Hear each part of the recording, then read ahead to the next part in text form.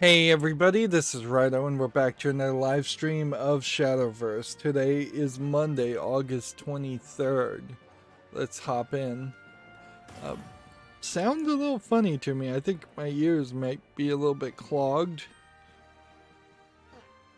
So over the weekend I said I wasn't really gonna talk much, let my voice rest. I mostly stayed to that. I did record maybe 2 or 3 Binding of Isaac rebirths. But also mostly I'm just scheduling. I need to schedule desperately. I didn't realize just how many things I had recorded that were getting broken up and delayed because of the October Halloween month series. So I need to schedule the Halloween month content. Then I've got actually a fairly decent number of shows to air and schedule after the Halloween month, which might put me nicely to somewhere around 6 to 8 months ahead as far as scheduling. I just need to get it done. This is weird. Win 2 ranked matches, get 30 gold. That seems like that's a new award, because I would have definitely appreciated getting that more often. Alright, let's see. We can open these 2 packs, and I think that'll be about it for today as far as buying packs. If we were going to buy a pack of anything, there would almost be an argument towards buying like a pack of the oldest things, not the newest things.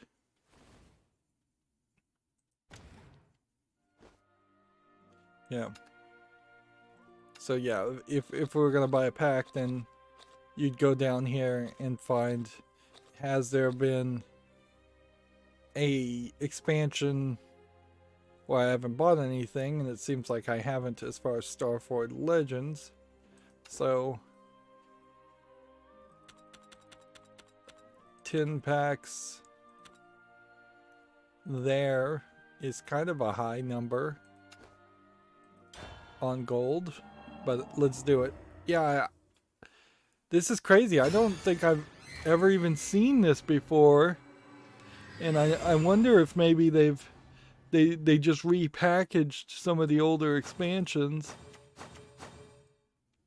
And this probably won't pay out greatly, in the sense that it will probably just give me cards that I've already crafted with dust anyways, unless I can get golds or platinums.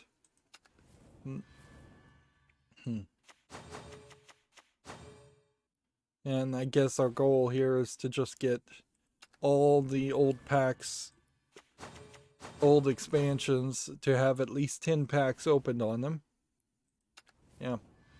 Still playing Binding of Isaac Rebirth as far as the accountability section. Never mind, that played off very nicely. 2 platinum cards in 1 pack. But I am quickly running out of challenges. I have about 1 challenge that's not unlocked yet, and 3, maybe 4 challenges I haven't done. The challenges in particular kind of suck in Binding of Isaac, because they don't feel like they're really challenges. They're definitely not like a collectible card game where you're given like 1 floor to beat the boss and a combination of items that you should like pick up or not pick up. It's nothing like that. It's just, we're going to give you 4 or 5 items that are going to be, some of which are going to be detrimental items, and then we're going to have you do a standard run. Meanwhile, there's enough things to unlock otherwise that would be standard runs. So just doing a standard run is better than doing a challenge, and the unlocks don't really overlap, so that challenges just kind of are in the way, and I am in a situation that is increasingly getting worse with Binding of Isaac Rebirth, in that without getting the DLC and getting more cards, it's getting less likely that I would actually succeed and unlock the last unlockables. So yeah, I guess I did get a decent amount of new cards there, and there is a decent amount of cards that are missing here.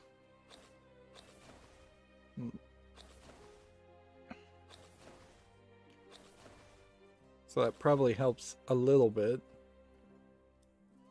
But yeah, I am pretty much getting wedged on Binding of Isaac Rebirth to filling up the donation machine, which I'm at about 400 coins out of 999 that you want to put in the machine. So, like, I would have to play a lot off screen to get coins to dump into the donation machine. Meanwhile, all the characters are going to either need really lucky runs or, yeah, I'm just going to have to get lucky runs in general. I guess I don't have to play a specific character class. That's interesting. So we'll just play this. So yeah, I'm just going to have to play character class after character class after character class, trying to get as far as I can as far as Mega Satan, and hope that I am powered up enough that I can actually beat Mega Satan. Rebirth, frankly, Mega Satan, I think, even with Repentance, is never really a guaranteed scenario. Like, you're going to potentially get to Mega Satan and be underpowered and not be able to beat him. Same is true for Isaac, same is true for Blue Baby, same is probably true for the Lamb, but I think most times you probably could get the Lamb done. But yeah, I'm playing everything on normal at a certain point, and there might be an argument to play everything on hard mode instead, particularly in Rebirth. There's less than 100 secrets to unlock, and I think a lot of them might be a lot more just random. You've got to pick up certain items, or you got to get a specific combination, or you've got to beat certain bosses a certain number of times, or you have to just beat certain bosses with certain characters.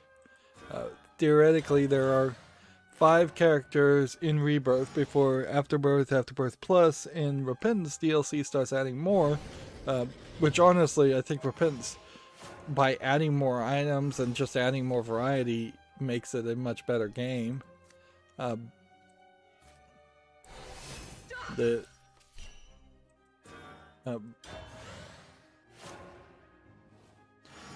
really isn't that much to do. You beat Mom's Heart. That's one boss.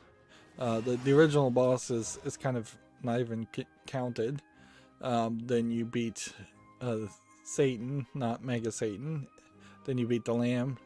Then you beat Mega Satan, and then you beat Blue Baby or Isaac. Like, I think that's all there is in Rebirth. But there's also struggles around that stuff.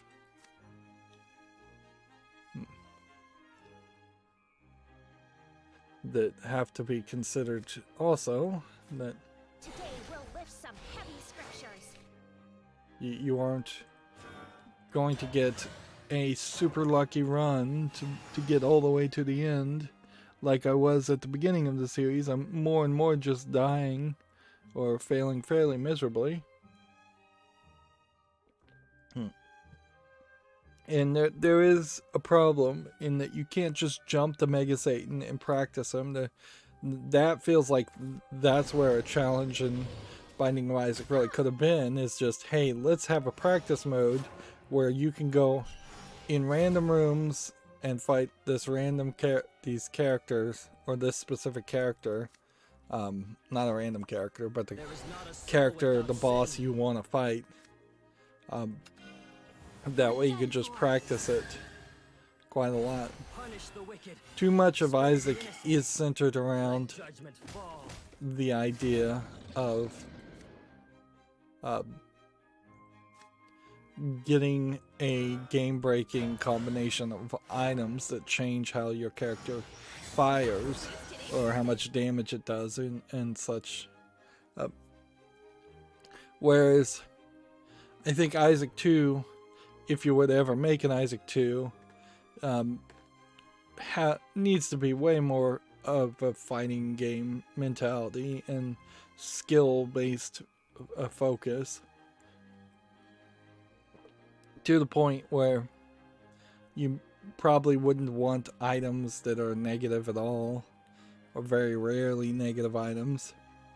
And you might want just straight up an RPG element where characters get experience for every enemy they defeat, and they just get stronger and stronger no matter what.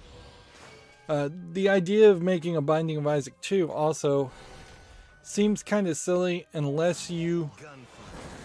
Like, the best thing I could think is you bring in, like, a little Indian girl or boy, whatever, who then is brought into Isaac's imagination and goes through a Indian, Hindu type religious depiction of going through hell.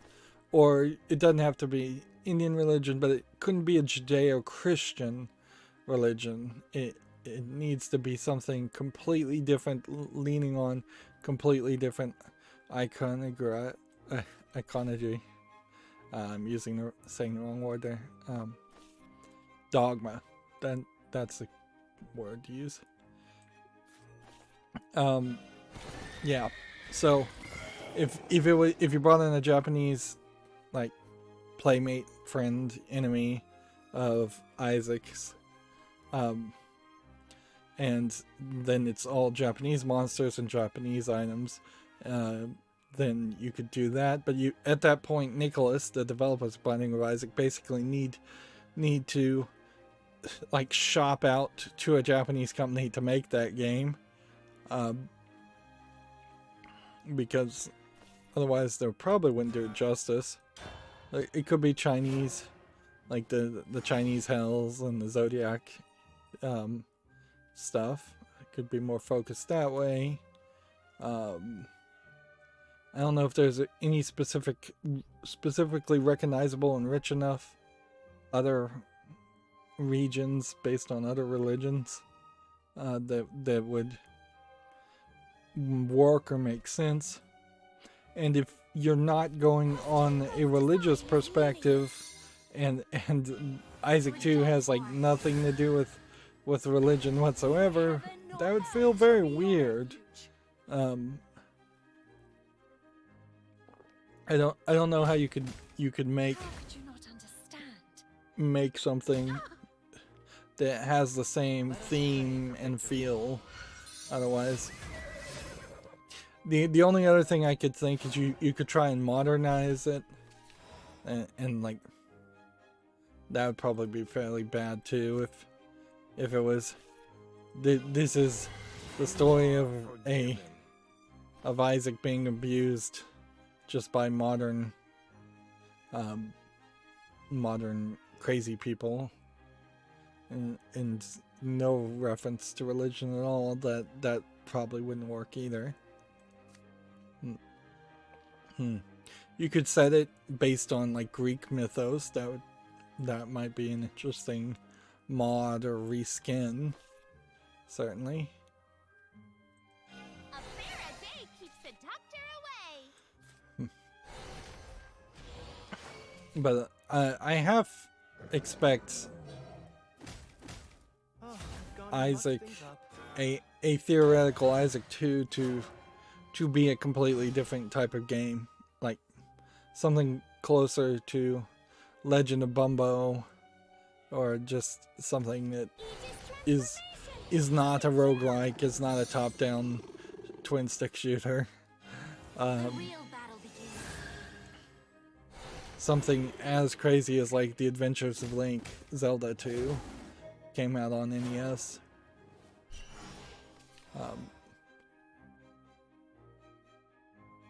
But yeah, that's pretty much all I've been doing this weekend, just scheduling and playing Isaac, resting my voice, been working on massive amount of corrupted files, and finally getting a true vision of just how many files were corrupted with that external hard drive.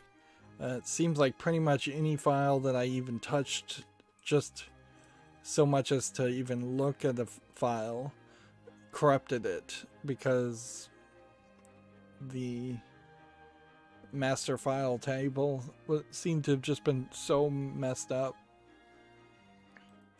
And then in the effort to move things around, I took the corrupted files and just copied them over to another hard drive. I'm running out of hard drive space. I need to put another one in my main computer for backup. I need like a backup hard drive and a file history hard drive. Which could happen, certainly.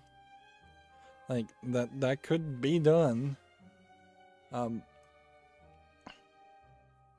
But really not in the mood to buy yet another hard drive when I've got now 2 servers that are sitting around off most of the days because I haven't had time to work on them or any desire to work on them. Let us conclude. In scheduling videos on YouTube, they have not updated their system as far as uploads much.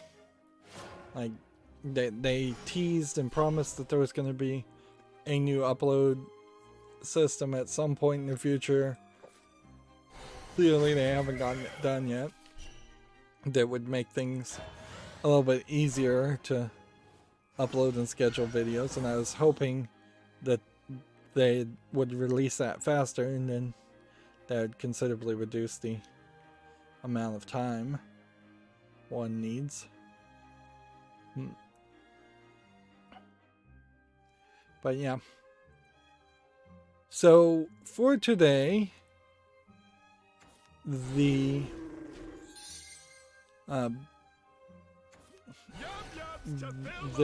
a little bit of news, but it's mostly going to be video games that came out over the weekend and earlier on Friday that we left over on Friday. So the focus today will be to thus the world ends. Let's see, how can we heal something? Keeps us alive.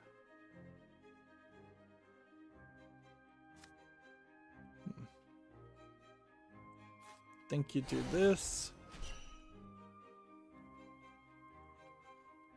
I think you play this.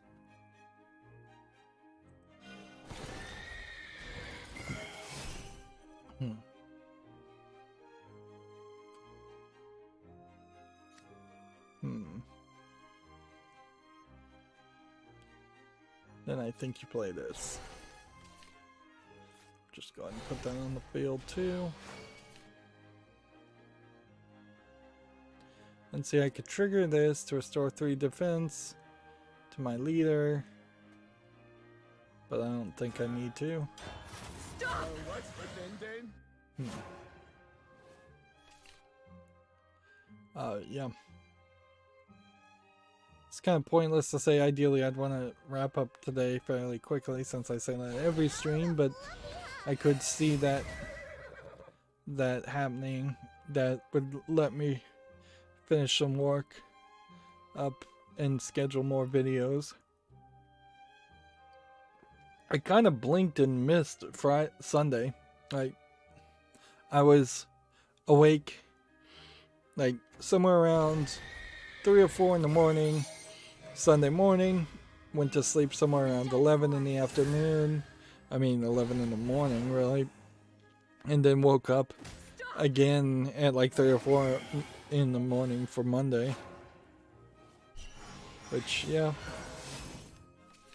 It's probably not very productive working that way. Okay. This could do 2 damage. This can heal here. And then can't hit this guy, can I?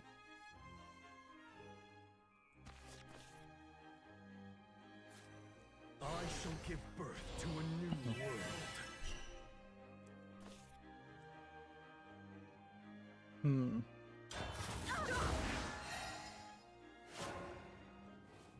Yeah.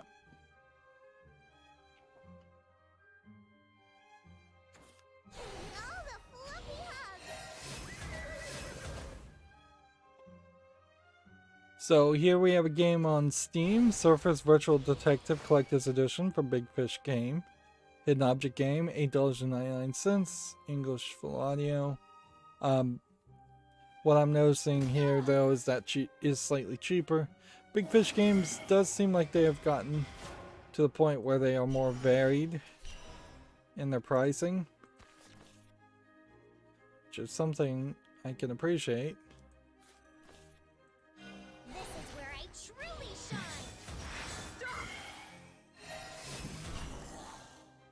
Okay, play this. Do we have any reason to heal ourselves? Again, I think you kind of have to heal yourself twice, and we can't. Here we have a game on Steam called Pizza Shop Manager, which looks like nothing of interest. $8.99, bunch of languages. English, French, German, Portuguese, and Chinese. Here we have a game called Alt Oxygen, which looks like an asset flip match 3 game. $15.99, English, allegedly full audio. It seems to have like a half match 3, half first person shooting concept and a Stargate ripoff. Which honestly I'm not surprised that there aren't more Stargate ripoff concepts or ideas. Although frankly all a Stargate is a portal, and there's plenty of games that have teleporters and portals. They just don't tend to always have them as big round circles with symbols on them.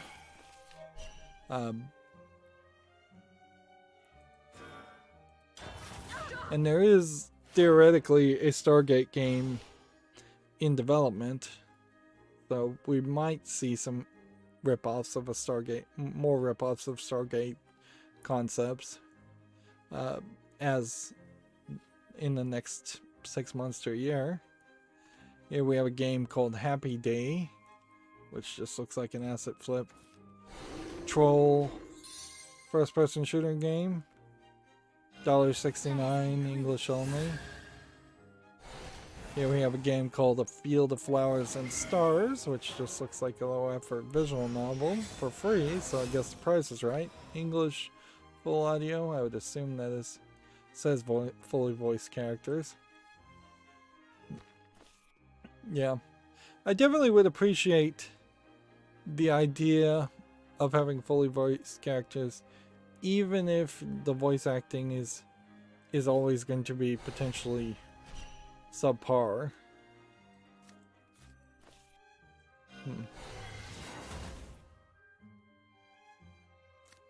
Let's see.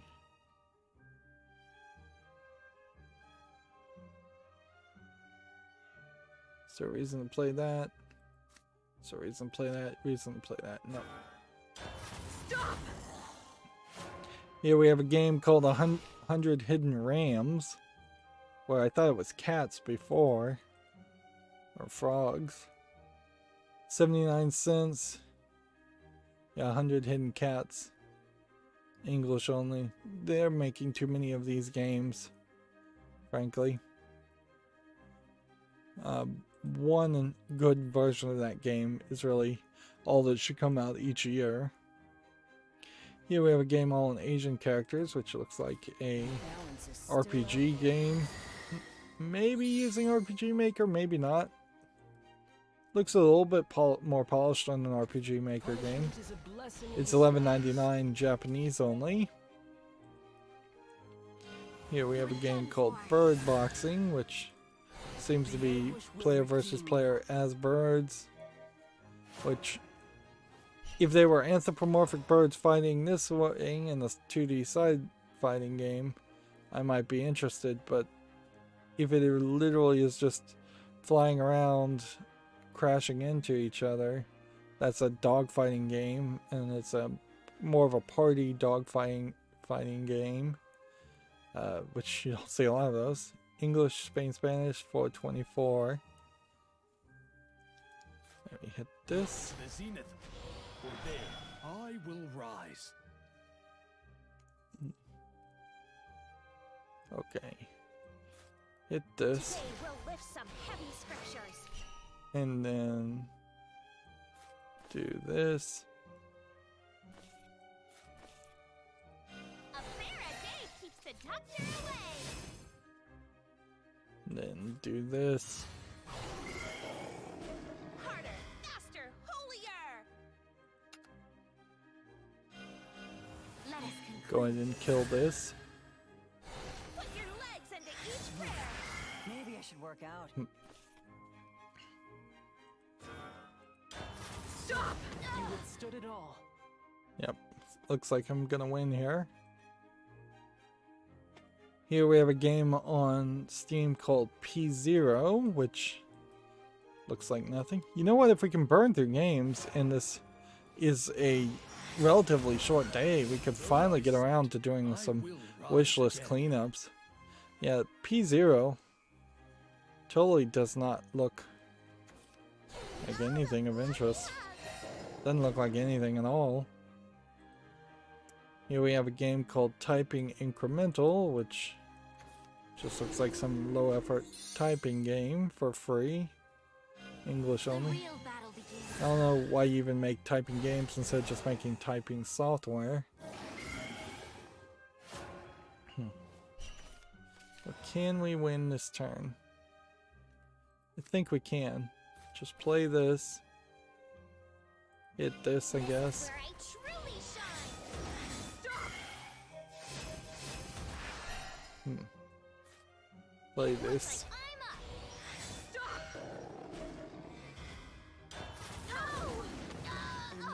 No! Yeah, we might be super done today. Like, this may be super easy. Of course, opening a little treasure chest Pray that you will be freed from suffering. is weird. I went through the color of my monitors and tried to balance them out, probably pretty poorly, but I was really tired of going from one monitor to the other and just having one drastically look different. I couldn't find any color profiles for any of my TVs, but I didn't look that hard either. So, the daily golden treasure chest is unclaimed. So do you get brown treasure chests until you get the golden one? So do you have to get 5 brown ones, or do you have to get 5 victories to get a chest, and maybe it's a golden chest? I don't know. I still don't really understand this. But yeah, it does seem like the colors, maybe I had to bring everything down to be less vivid and less bright, but in that effort, that did balance it a lot more.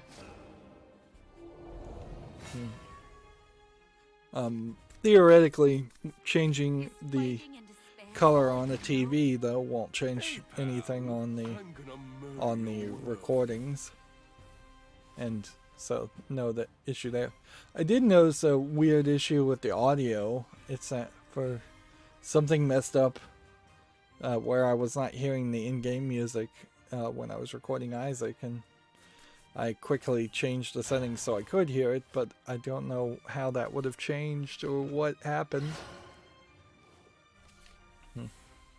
But yeah, for a brief second there, I thought I also had recorded an episode where the game music played to me and didn't get recorded on the actual file. Which that would be weird. Theoretically, that would help with a lot of content ID claims, certainly. Like playing a Batman game and just having the Batman theme music that's constantly playing not get content ID'd.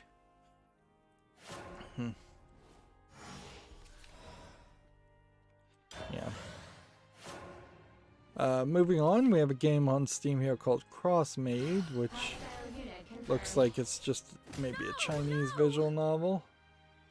Frankly, when I hear a phrase called crossmade, though, I would expect it to be a cross-dressing maid or cross-gendered maid.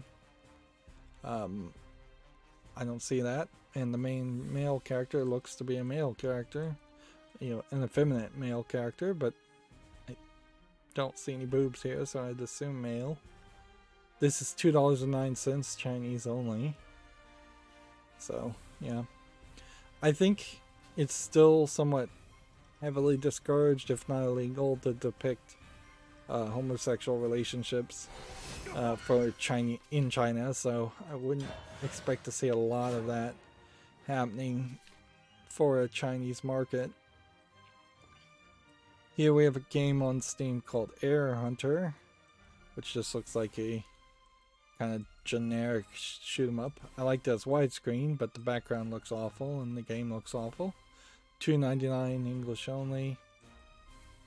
Here we have Farmer Life Simulator, which I don't think there's quite enough polish visually here to want to play this. You can see it's also mixed reviewed already. $16.99 discounted, whole bunch of languages. I think we'd say no to that. Right, let's hit this. And then is there anything else we could do? No. I may lose this turn.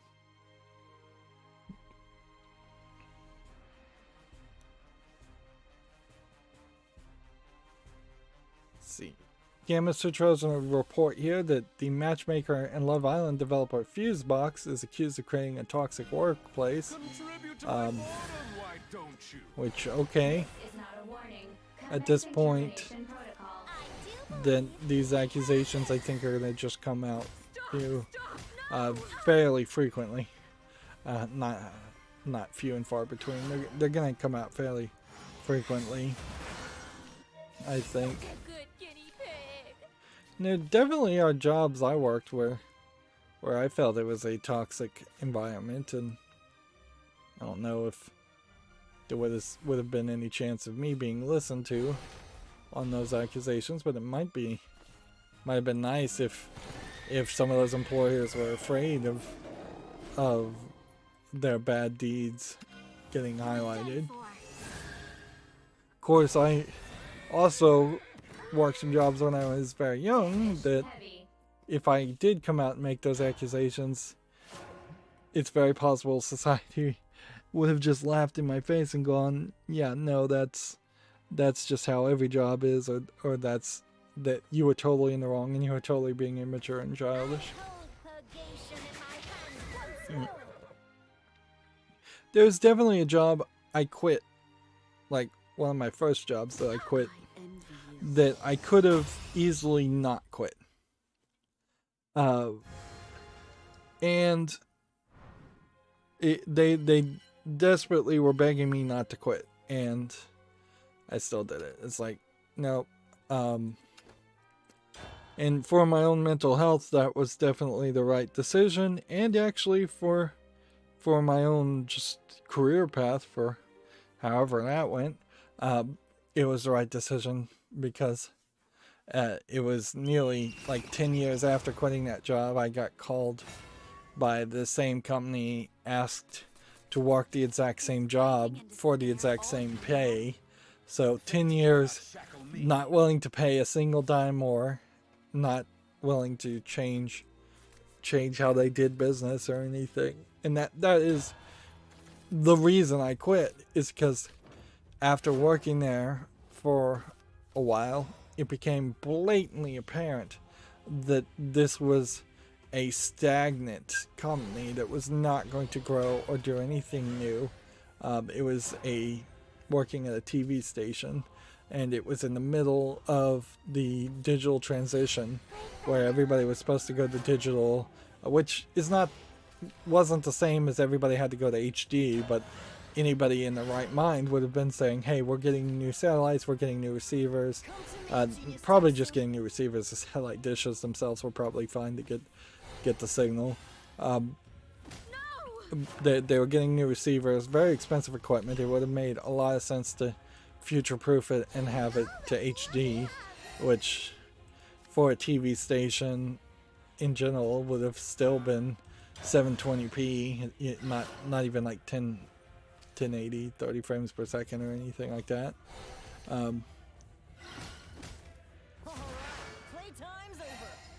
But yeah, they had no interest in doing any of that. They were just dragging their feet and maintaining.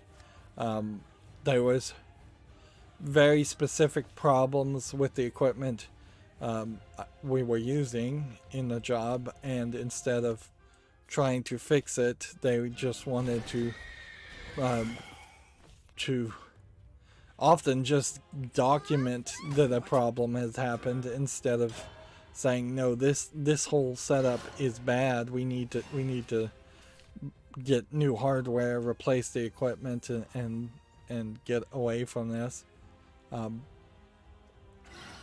ironically, it was often the hard drive server that was the problem,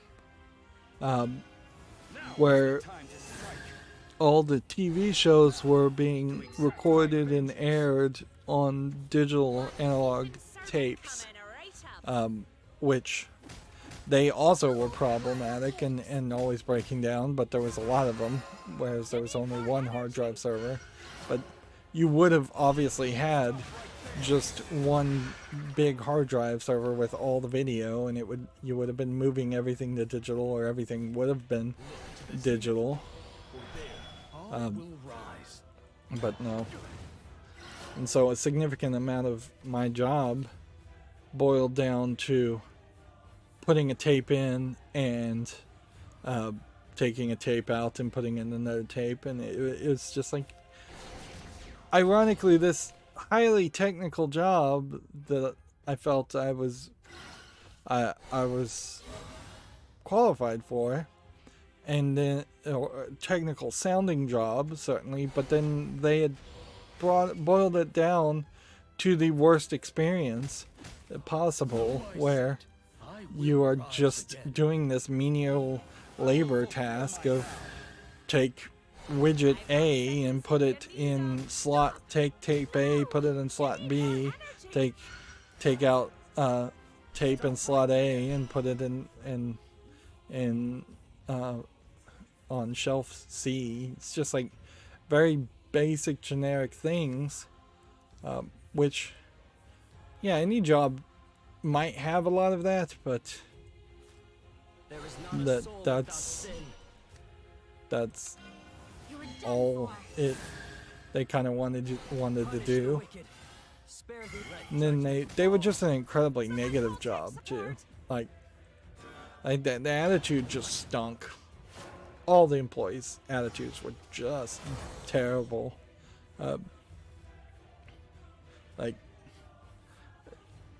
So yeah, I'm definitely glad I quit that job, because I would not have wanted to work with them.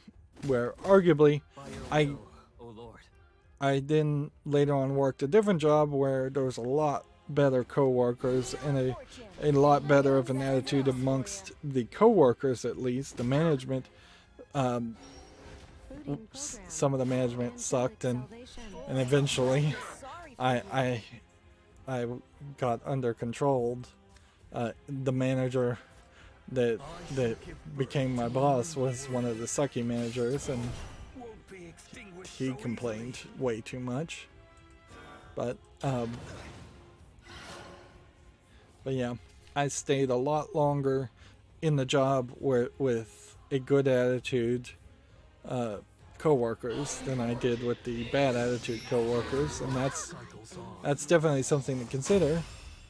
And yeah, my attitude personally, working the longer job, also started off fairly good, and it wasn't until they started actively trying to fire not just me but everybody, and they actually did succeed in firing everybody eventually. But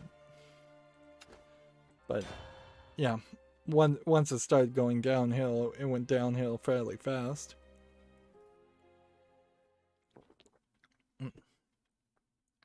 And the job I stayed much longer. Was an extremely menial job. Like, You must die. it was very repetitive.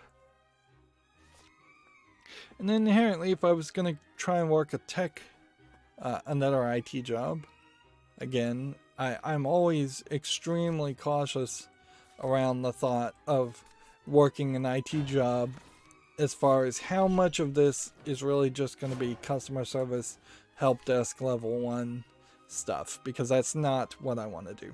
I'm not going to get IT in my job title just to sit at a computer and tell people to reset their passwords over and over again. Generally, like most IT people, I don't want to deal with people at all. I wanted to deal with computers, and that's why I definitely would be much more happier in the development ops side of IT than I would be in a like support ops side of IT. Anyways, I'm kind of rambling. That's a long rabbit hole just to say, yeah, maybe we will get to some kind of idealistic future where a single complaint about an employer potentially wrecks that person's business and livelihood enough that they can no longer run their business.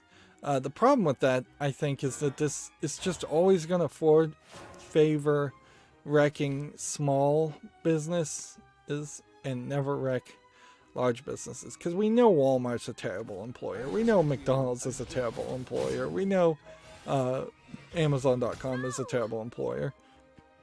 No amount of complaints is going to tank their stock prices, or cause Amazon.com to go out of business. Ideally, it would be nice if that happened, but it won't.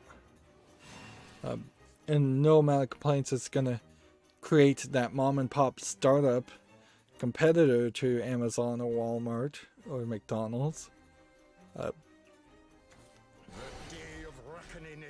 Yeah.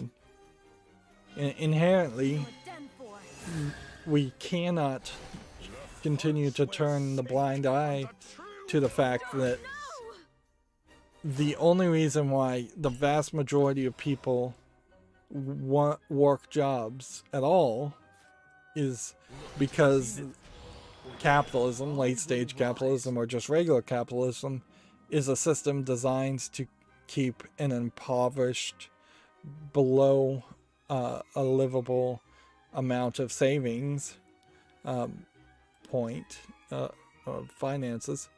If all the Walmart employees had universal basic income and didn't need to work at Walmart, they would almost certainly stop working at Walmart. There would be a small percentage of people willing to work just because they're bored and have nothing better to do, to get a little bit of extra money. But I think a large percentage of people would be more than happy just to take a universal living wage, but universal basic income living wage, and pursue their hobbies and their actual desires, creating more art and exercising more and just being healthier, which inherently, if you're not having to eat fast food because you have to get to work all the time, your health potentially goes up. If you're not stressing yourself at a terrible job, your health goes up. We could save considerably untold millions, if not trillions, simply by changing the way an adult's lifestyle is in the United States and around the world.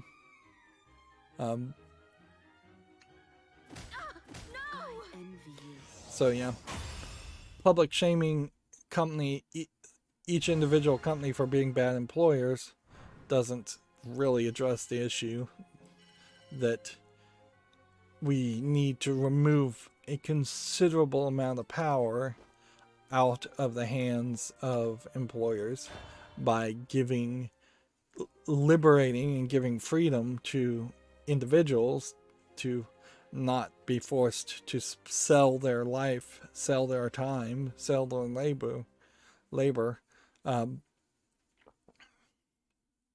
at extreme amounts.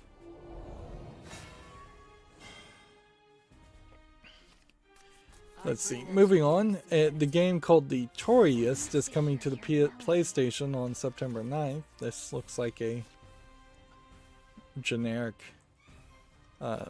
blocky game.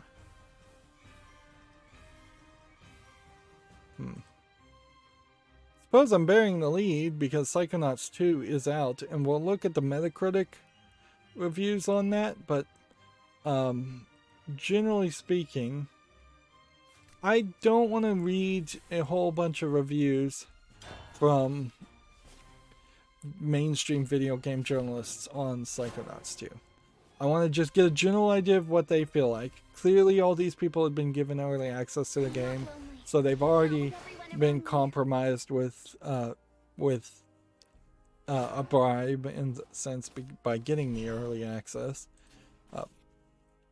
Clearly a significant number of mainstream video game journalists were going to be super hyped about Psychonauts 2, and Double Fine definitely is one of those SJW companies, or the people that work at Double Fine seem to definitely be the kind of SJW companies that say all the right things. So there's political motivation to also praise their game.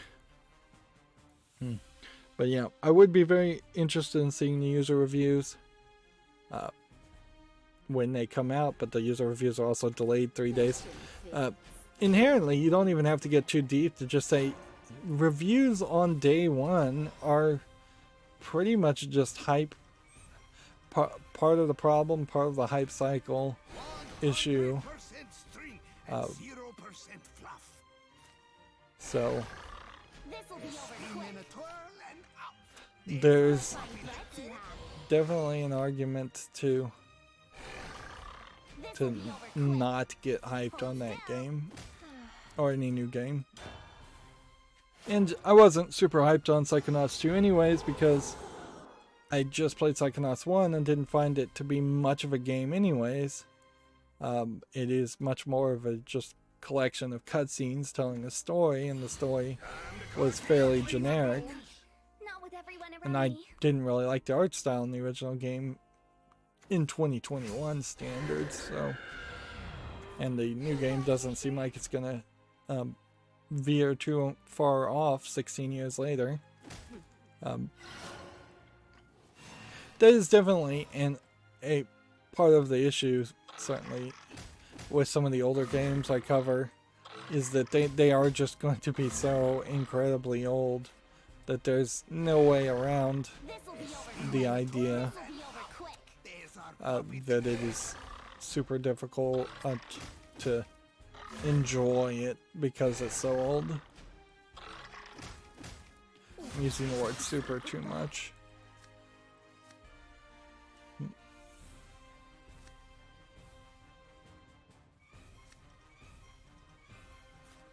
Hostile life form detected. If I were. Thy little command. Terminating hostile life form. Hit Hold that, still. that, and that. So yeah.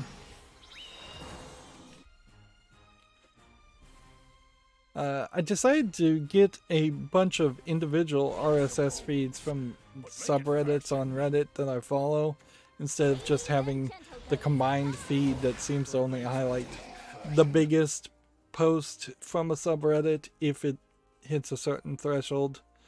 So now I'm getting just like the full flood. In a lot of ways, it's not going to change too much, but it's put some new life definitely into using the old version of Beyond Pod, which I still use. As far as just having more things that I could look at. Of course, I can't deny the fact that I've been spending a lot of time doing a lot of other stuff instead of making video game content. But I've also been making video game content, so I don't want to become a workaholic too much. Yeah, I love this job. Of course I do. Let's see.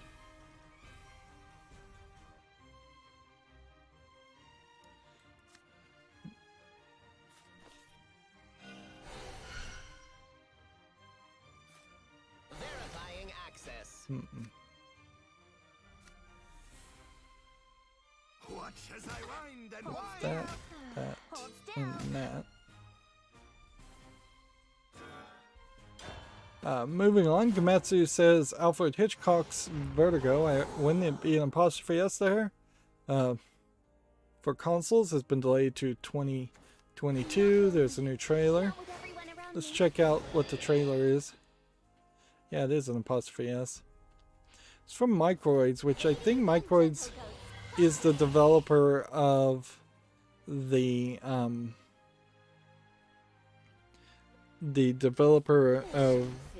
Sherlock Holmes games, maybe.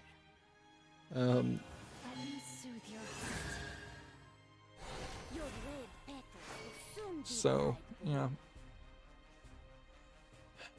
this would be interesting, I think, in part because I don't know, like, I don't know the movie Vertigo.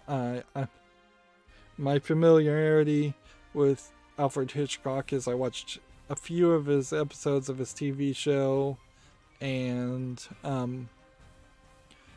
I watched his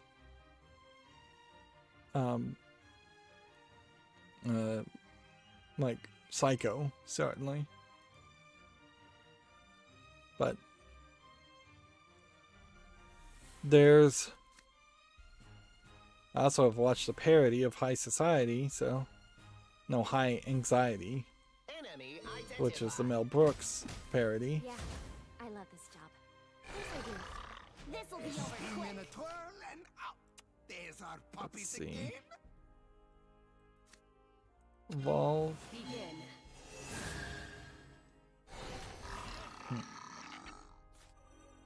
Oh, my beloved Nava. Let's see.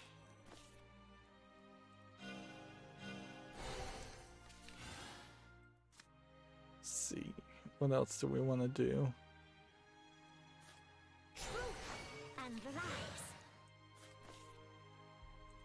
Everything was a lie. And did that wrong. Watch as I wind and wind. There's no retreat. Yep.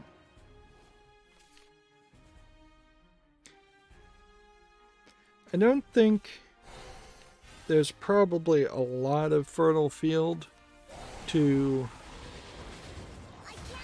make games based on old stories like Vertigo, Alfred Hitchcock or otherwise, Strangers on a Train. A lot of those movies, I guess, wouldn't really be recognized, so you probably could go for a while doing that, in the same way that you could make a few games based on Sherlock Holmes. Arguably, maybe there's more Sherlock Holmes games out there than anything else. Sleep.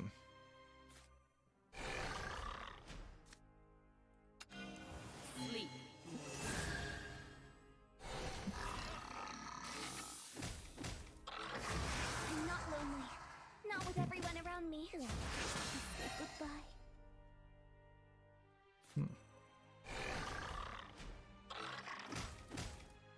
There's no other way. There's no retreat. It's not surprising that a game that was barely just announced is immediately also delaying. There's no other way tonight. It does seem like Western companies are more willing to do that these days than before. Let's see, here we have a game on Steam called Supernova Stadium, which just looks like a first-person shooter, maybe with some reflections and laser concepts, but the visual polish there is kind of a problem.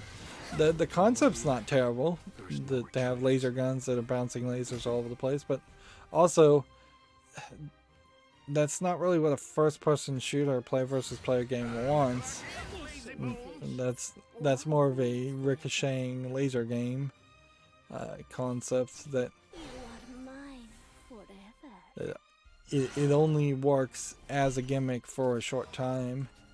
And then you're gonna have to recognize that the gimmick is done. Alright, let's do this and this. Then do this. Tell me what to do, please. And this. Everything was a lie. And this. Truth and lies. And this. Everything was a lie.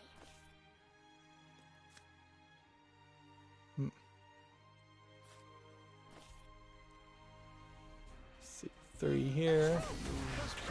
Tonight. Okay. So then you hit that one. Wait, what's this? And then you hit that one. Tonight. And then you hit that one.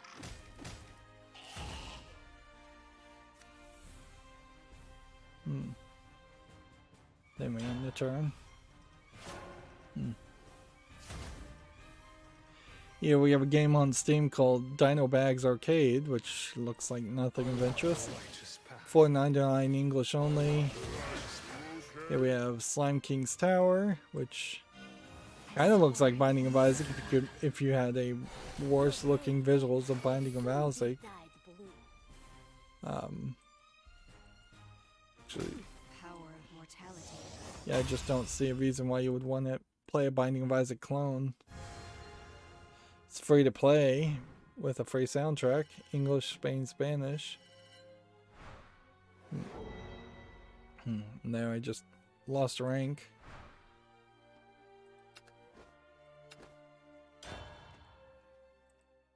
Let's see, here we have a game called Super Shield Dash. A lot of these games I could just curated away. $1.99 English only. Easy dismissed. Here we have one called Noctambulant. I assume that's how you spell it. Noctambulant? Maybe? Feels like it's probably a Chinese horror game. $4.49 English, Japanese, Chinese. I don't think there's really a game here, though. No, I don't think so. If there was more of a game here, they would show something more than just a character walking around, running into horror things.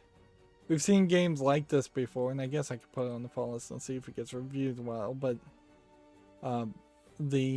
you're walking around the 2D area, looking for items, picking up items, doing a kind of point-and-click adventure thing in a horror game. I don't think that works perfectly.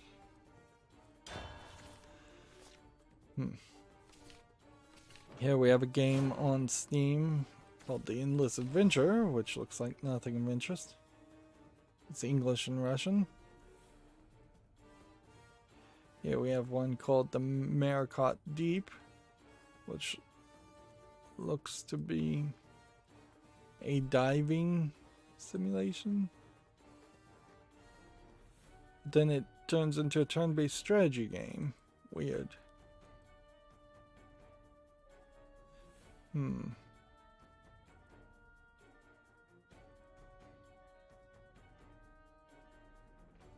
Yeah. I think I probably would just want to stop doing Halloween month completely before I'm scraping the bottom of the barrel as far as horror games. This is $9.99 English only. It doesn't look visually polished enough. But yeah. If I was just playing flat 2D horror games where you're walking back and forth and there's like one flat 2D horror monster that might attack you, or if I'm just playing asset flip horror games, things that really aren't of any quality, I think at that point I'd just stop playing horror games in general.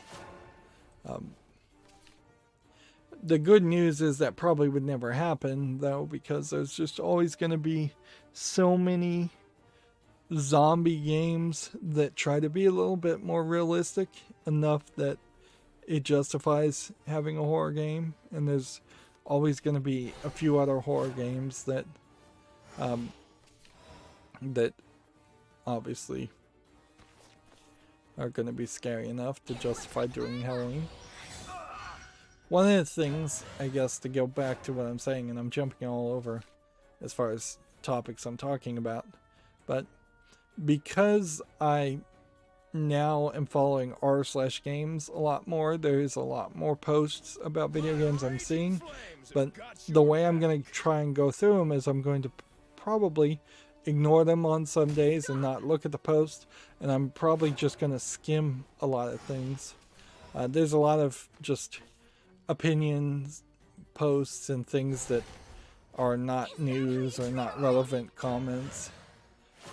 A lot of just shilling and advertising in the form of questions.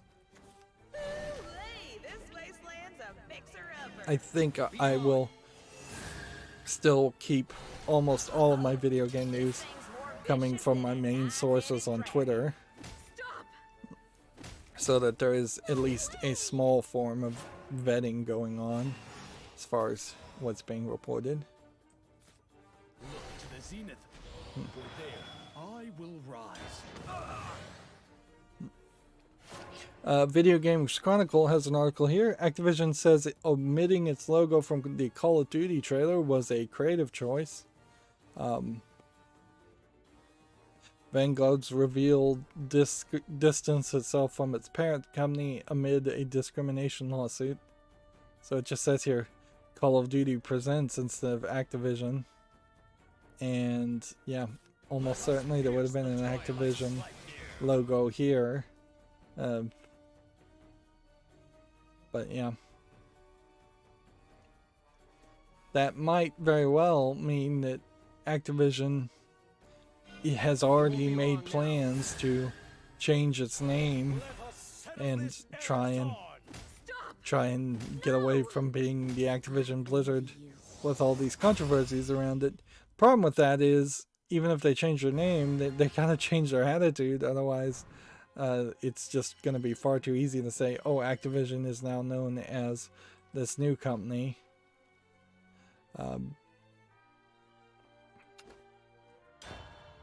Let's see. Video Game Chronicles has an article. Herman Holst is the latest PlayStation exec to insist, quote, it still loves Japanese game. The studio's boss insists the platform holder is investing in the region despite recent closures. And in a funny way, they kind of are investing in third-party game developers in Japan. Clearly not a Japanese person saying this, though, so at a certain point, I don't know how you just call that lip service. But yeah. This is, I think, one of the teams that stopped being that all left or got shut down, I think. Or it may be one of the few remaining teams, I'm not even sure. They can pay lip service all they want. In the end, it's going to come down to their actions, and unless we start to see some major announcements for games that are going to be PlayStation exclusives and Japanese focused or Japanese developed, I don't think you believe any of that. Let's see. And I don't think the Japanese are going to believe that, and that is the more important thing. Video Game Chronicles has an article here. NetherRealm is prioritizing Mortal Kombat 12 over Injustice 3 due to the Warner Brothers uncertainty, it's claimed. So this is a rumor. WB Game Studios has been tipped as for sale during the past year. So, yeah. If NetherRealm were to make, say, an Injustice game that has the DC Comics characters in it, and then NetherRealm gets sold to one company, and then DC Comics gets sold to a different company, then that could be a nightmare of licensing fees and such, and just tank the whole experience. Whereas, otherwise, NetherRealm, I think, solely owns Mortal Kombat as a concept. Which, yeah, that would also be very weird if Warner Brothers, when they acquired NetherRealm, whenever that happened, if they tried to transfer the intellectual property rights of Warner Brothers, of Mortal Kombat, from NetherRealm to a parent company of WB Games. I think there'd be some pushback internally on stuff like that. Let's see. WWE 2K22's newest teaser trailer announces a March 22nd release, if anybody cares about wrestling. I will say he does not look bad as a... I assume this is just basically skin scans at this point. The graphics... I want to show this just probably because there'd be some Content ID claims on it, but they visually look pretty good. They still kind of have a glossiness to them that's a little awkward. They're showing Kane, and that's the first wrestler I've even recognized in the whole thing. Yeah. 30-second clip showing nothing but wrestlers over and over again. And I don't recognize any of them at all. Except for Kane. Well, I seriously doubt Kane is still wrestling that much. Yeah.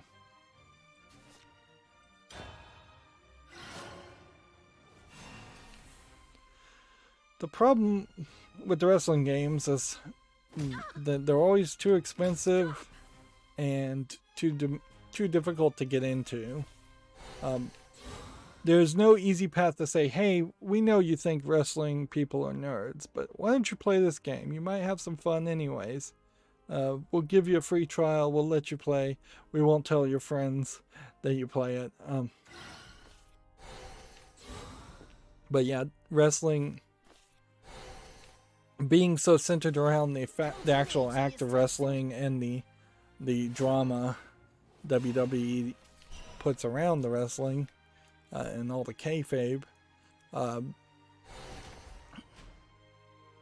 it doesn't give itself a good way for adults to get into it, and it often feels like it's something that 12-year-old boys are watching way more than anything, or adults who with the mentality of a 12-year-old boy is watching.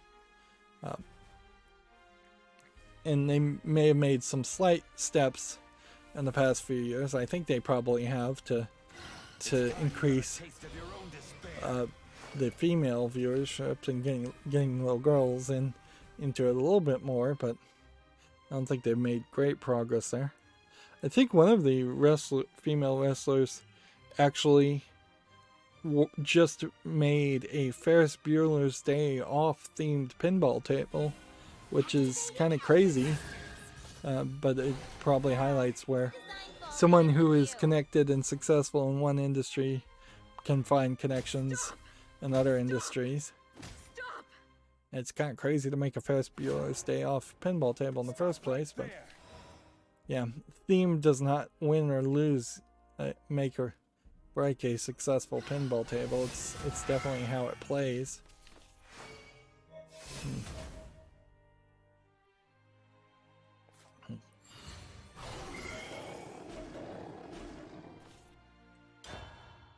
Let's see, moving on. Video Game Chronicles says Destiny's latest announcement could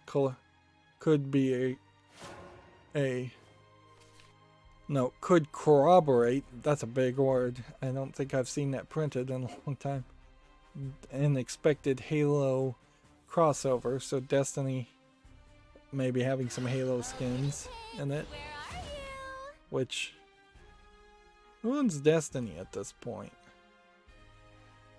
It would be my question. Bungie. I don't think Microsoft owns Bungie, so this this crossover event isn't just an internal thing. Video Game Chronicles says Cyberpunk data mine suggests multiplayer and expansions are still coming. Of course, you could easily never put any more work into DLC and multiplayer and simply leave the code in there. As someone who knows how to program,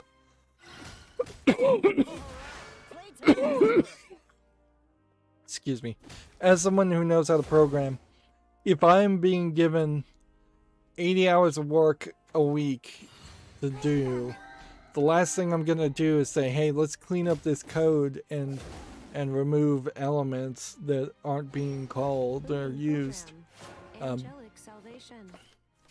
So it's very believable that that would just be there as a remnant. Today we'll lift some heavy scriptures.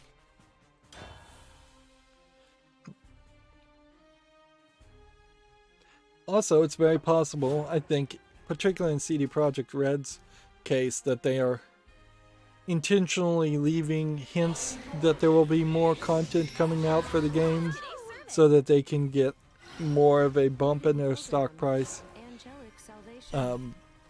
Because it does seem like they are kind of heavily focused on the idea of maintaining and improving their stock price more than maintaining and improving the game.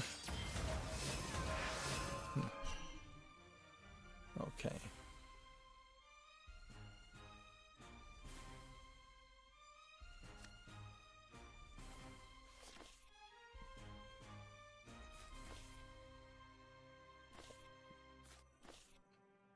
A fair a day keeps the doctor away. Do we want to evolve? I think we kind of need to.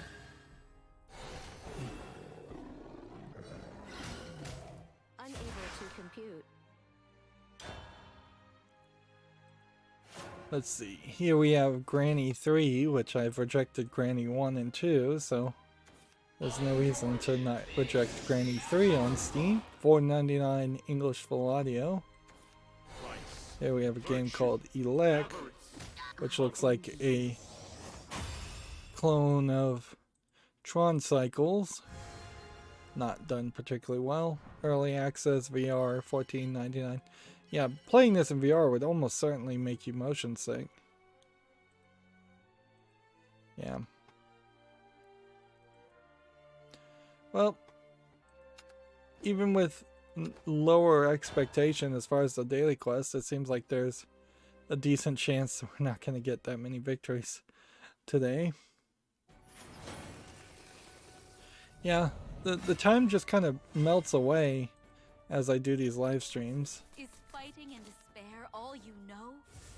This one's for my Like, here we have a game on Steam called Aim Go Go Go, which is just an aim trainer for $4.99, English and Chinese. You could easily curate aim bots or aim trainers, not aim bots, but you could easily curate aim trainers off your storefront and just say we don't need to sell any more of this. Here we have a game called Purgatory, which looks like it's too simplistic of a visual novel, tagged LBGTQ+. It's free, I guess, English only if you want to check it out. Here we have one called Melania's Manor House, and you can see this is clearly an adult game that has been covered up to look like it isn't an adult game, with massive memories on the main character, and then it's just a generic RPG maker game otherwise. Yeah. The problem clearly is that these adult game makers that make these low effort adult games are stuck in a mentality of thinking, well, particularly in Japan, RPGs have been very popular for a very long time, so we should make an RPG because that'll get us a certain market share, and then we should make it an adult game because adult games are popular worldwide, and that will increase our market share. What they seem to not realize is that that doesn't really work, and that there's an accounting for quality that they are certainly not thinking about. On the other hand, I suppose it makes more sense to make a low-effort RPG maker game than it does to make an asset flip first-person shooter game and try and sell it to the West and then put adult content in it. Because there's considerably fewer of those types of games that have proven themselves successful.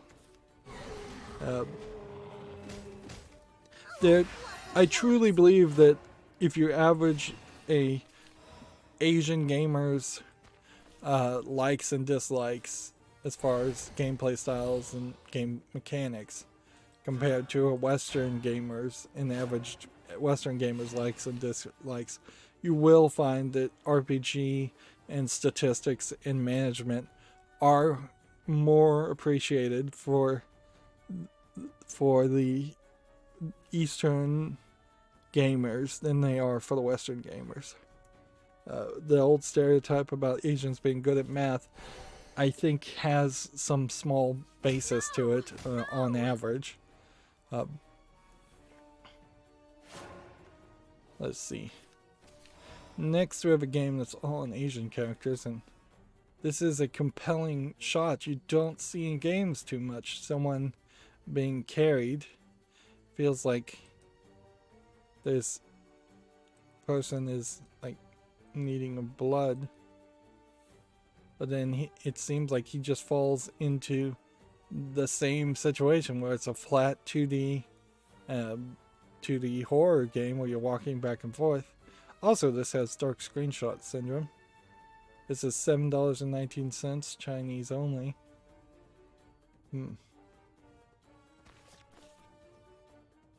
Let's see, play this. And then do this. This will clear the field. What is this weird feeling?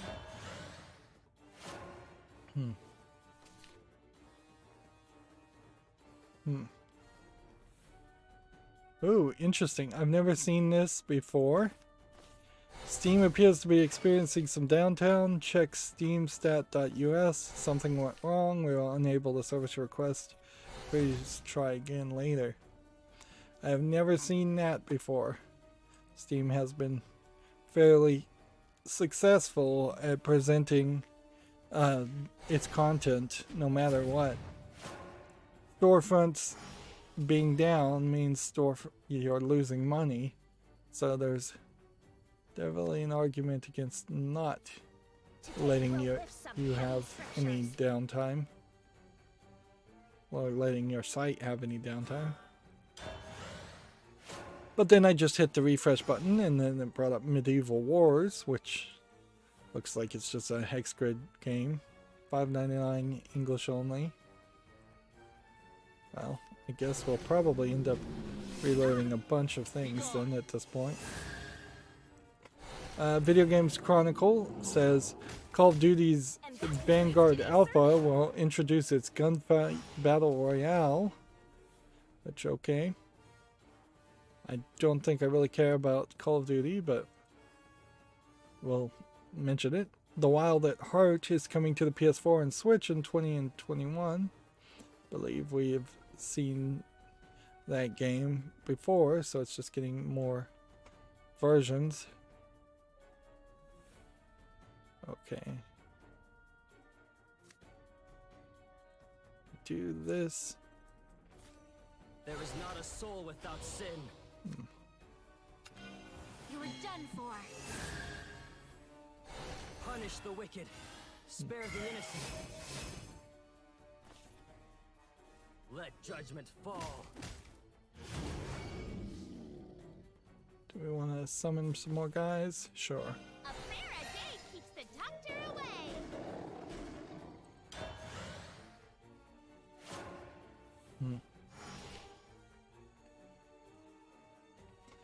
Here we have a game on Steam called Magnesium 173, which looks like nothing of interest. Too neon-y, too low detailed. $14.99 English full audio. Yeah. Too many shapes. Just when you see all these shapes on the edge that seem to just be a background, that seems like that's too much.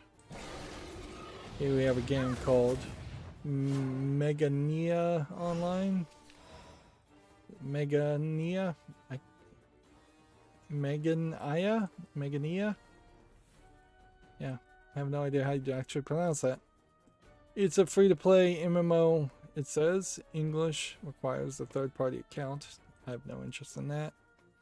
Here we have Ultimate Bumper Cars Dodgems, but then most of the screenshots seemingly not showing the bumper cars.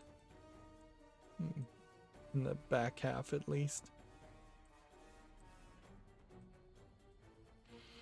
You know, the problem here is bumper cars, while fairly rare, are also kind of boring, and you can experience them in the real world.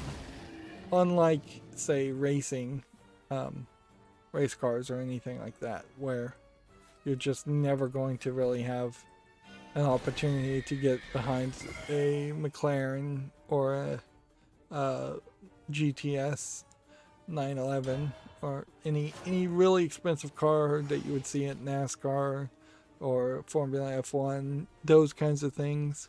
There's like driving dangerously, driving at high speeds is not something you can safely emulate, but you can actually emulate and actually experience bumper cars, and when you do experience them, it is going to be a much better experience than any kind of video game version of that, because the bumper cars are all designed around the idea of bumping into other people and feeling those G-forces when you bump into people.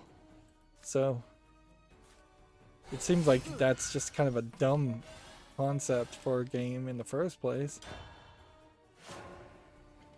Next we have Football Academy Clicker, which obviously I'm not going to be interested in. $3.59 English only. Here we have a game called Ransack Raccoon, which looks like it's a stealth game. I don't think there's enough here, really. It's free, English only. Maybe it's a student. Yep, this is a student project. That being said, I can't even really put this on the wish list as a student project because it's too simplistic. I've seen Digipen students do better than this. Not to be mean, but Yeah.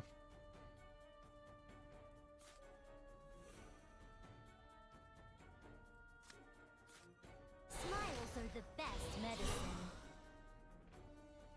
Just go and play everything.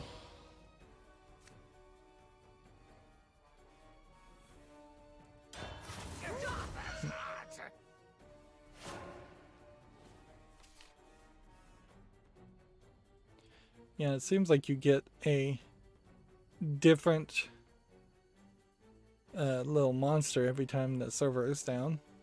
Here we have a game on Steam called Street Striker, which doesn't look terrible as a concept of a beat 'em up game. I don't think I see enough variety here though. So 79 cents, English only. I'll give it a chance. See if the reviews are good. Here we have a game called Cycron, which looks like a pixely Metroidvania game. Yeah, I don't think I'd be interested in that. $5.94, English only. Here we have Madden NFL 22, which is already mixed at 40%. How much does this cost? Starts at $59.99, really goes to $89.99. Third-party DRM, a third-party account, third-party EULA, English full audio. Yeah. Nothing there surprising There me. is not a soul without sin. The real battle begins. Punish the wicked. Spare the innocent. My apologies. Let's see. If I do this, I die. So we just end the turn there.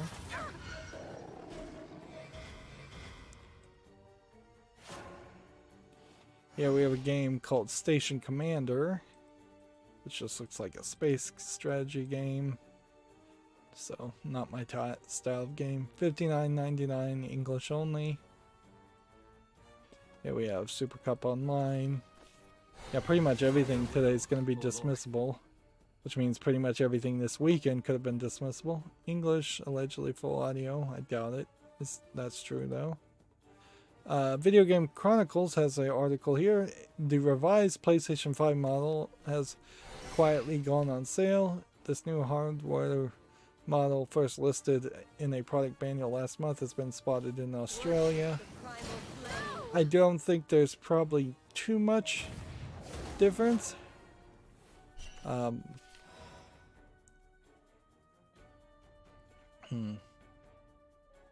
It features a new screw to attach the console to its stand, which can be adjusted by hand instead of requiring a screwdriver. It also weighs less. I imagine otherwise there isn't too much there. With the chip shortage, I could see there being slight changes in the chips being used, but also I wouldn't be surprised if there were slight changes in the chips being used on the same labeled models, and that they simply wouldn't have bothered. They wouldn't have bothered to change the model number.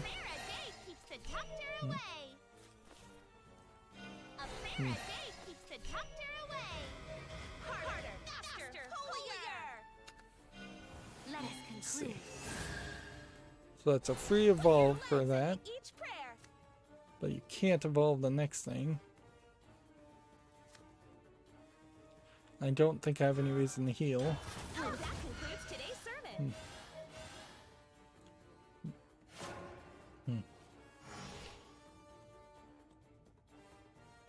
Here we have a game on Steam called Heroes of Yore that looks just like a pixely mess. Seems to be just kind of fantasy characters in general. Robin Hood,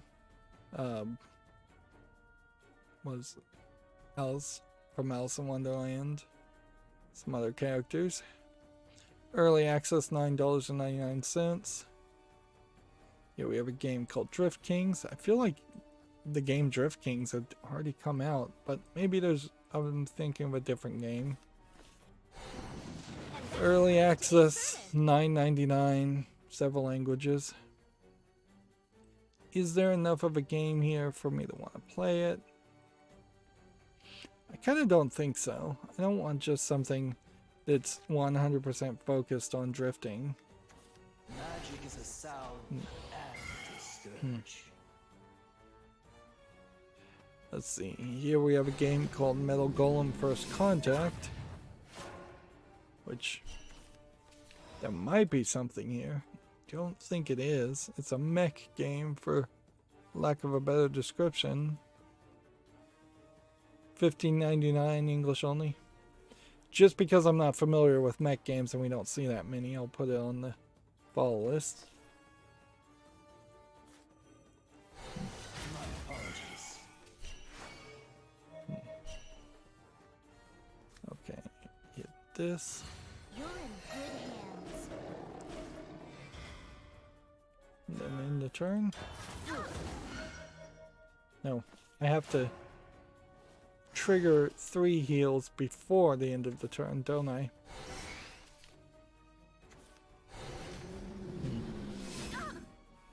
Here we have a game called UFO versus Bikini, which seems to be a very low effort adult not of a game. It's not really even that. You could take this concept certainly in a better direction. UFO people kidnapping bikini clad girls. It's a silly, like, 80s movie thought, certainly. Something close to like Earth Girls Are Easy, which was one of Jim Carrey's first movies that he was in.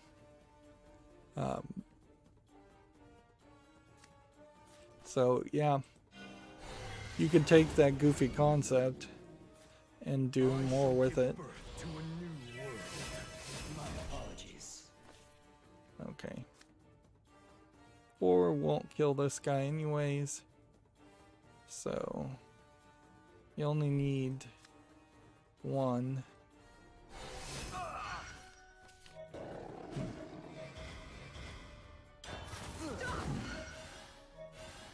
But if I was gonna do 1, I might as well have done 2.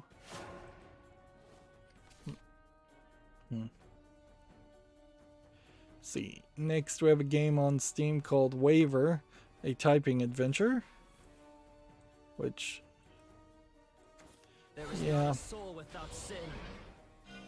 It won't this be long doesn't now. seem like Punish the wicked. this Spare the innocent. probably is something I'd want to play, but there might be an idea to it, where you're typing and then getting little mini games depicting your typing. 719 English full audio. Let's see what reviewers have to say.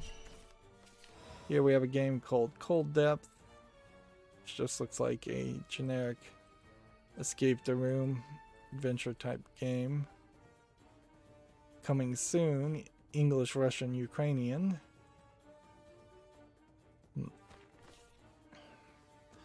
I have no idea how many games we have left, but I wouldn't be surprised if there's quite a lot.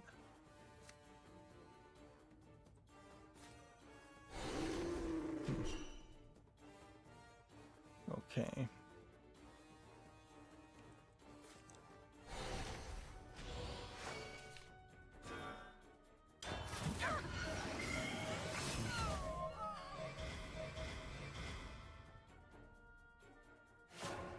Here we have a game on Steam called Undefined, which just looks like it's nothing. An asset flip survival game. $24.99, too expensive. Here's this article we talked about on Friday from Gamma Sutra. Nearly a decade later, 38 studio employees are starting to get their final paychecks.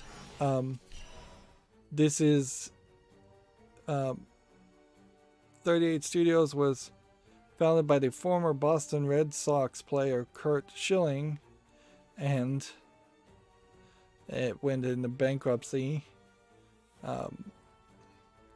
There was, I think, several issues that came around.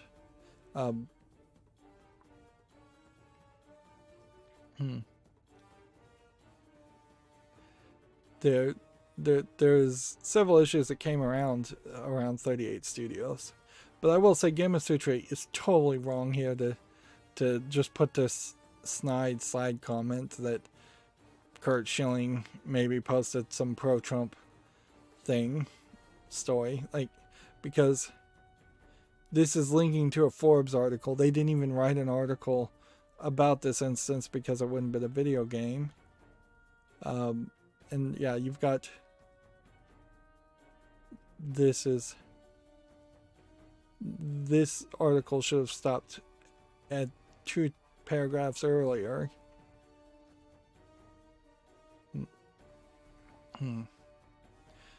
The Rhode Island state government had given loans out to 38 Studios, so that is in part, I think, why it has taken so long for the employees to get their money, their owed paychecks, is because the government itself, Rhode Island, was trying to get its money back.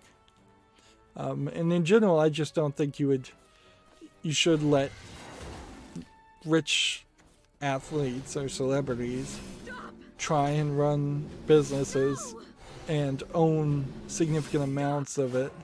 Like, sure, you can.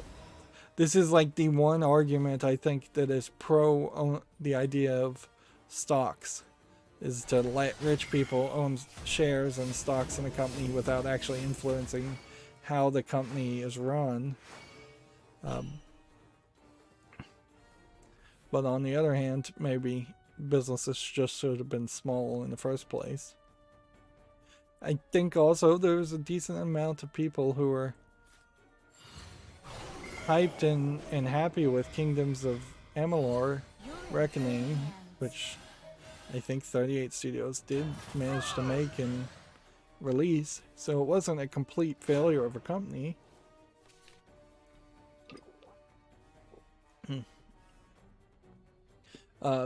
There is definitely an argument that governments should not give loans to companies, that they should either give grants and never expect it back, or not give grants at all.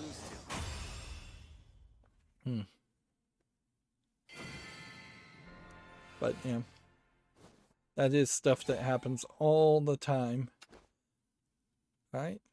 We got several things, but I'm not sure if that wasn't just because we moved the battle pass up to the next rank. Yeah.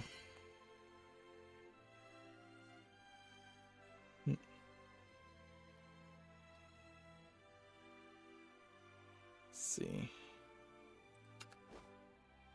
So now we're just looking for one ranked or unranked. At a certain point we could just stop playing ranked if it weren't for the fact that they were giving away daily chests. Here we have a game on Steam called Card Survival Tropical Island, which,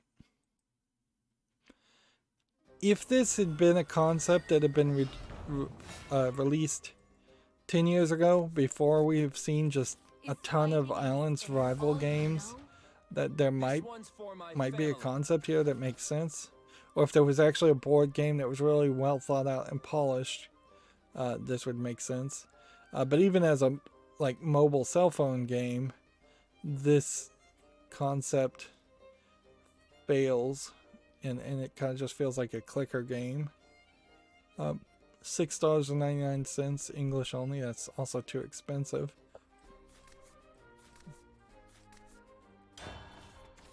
Yeah. Here we have a game called Ohio John Get Out, which is tagged as a puzzle platformer, but it looks way too blurry for something that I'd want to play. $3.39 English, Portuguese, Brazil. Video Game Chronicles says Aeon Must Die publisher claims no abuse or corruption, as no evidence of abuse or corruption as the developers cry foul. I think we had already talked about this story on Friday, but we'll mention it again. Which I can see the beginning of the end, which is great. Gametsu has an article. Sony Interactive Entertainment is investing in external Japanese development. That's a team that obviously worked with the likes of From Software and Kojima Production. So the quote here is they're working with an external Japanese development company that is a team. It's funny, the quote here and the headline should just be all in one quote. But they're not saying who they're working with. And they are definitely not having internal development. Which,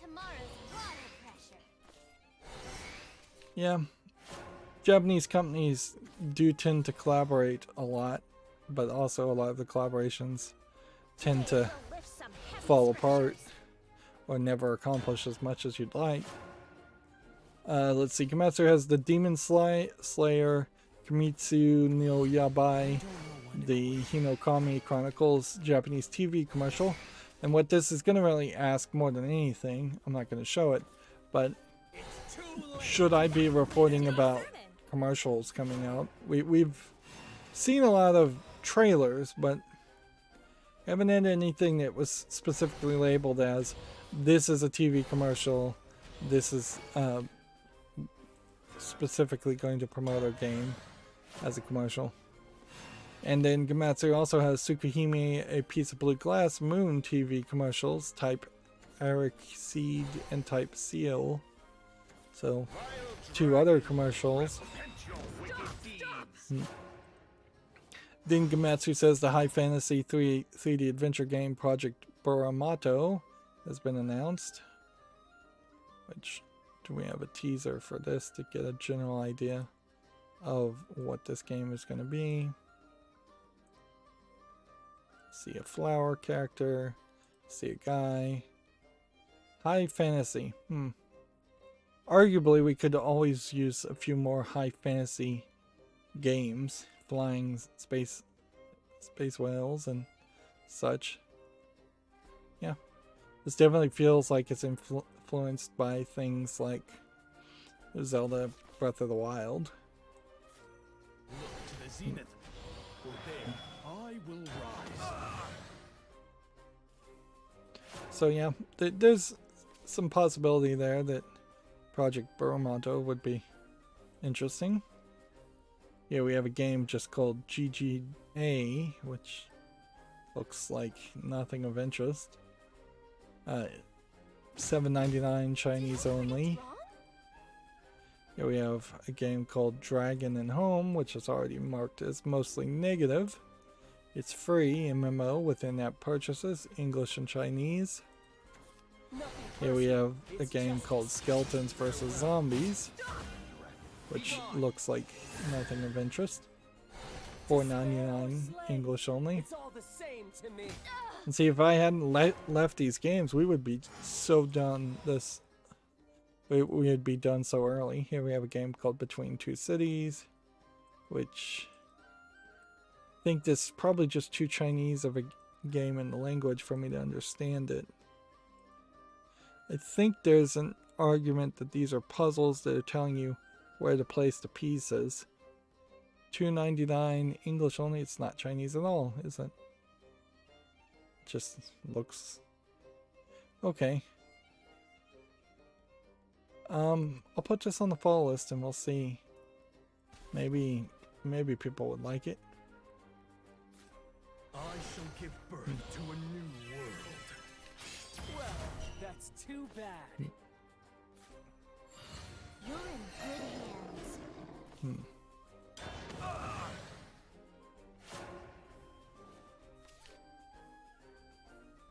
Let's see. Gametsu says the Demon Slayer game is going to add playable demons via a free update in post-launch. Which, okay. Seems like we're back into the hype cycle as far as Demon Slayer. They also have this week's Japanese game releases, Tsukihime and No More Heroes 3 and more. Of course, this article doesn't have any reviews or anything, so there's not really any news other than that these games came out in Japan. Gamma Sutra has a job listing for a seismic squirrel for a technical systems designer. It is in Issaquah, Washington. It is a remote job, or at least in part remote. A lot of jobs say they're remote jobs, and then all of a sudden they fairly quickly don't want it to be a remote job. You were done for. And yeah, there's a lot of talk about a lot of jobs being remote jobs, and staying that way forever.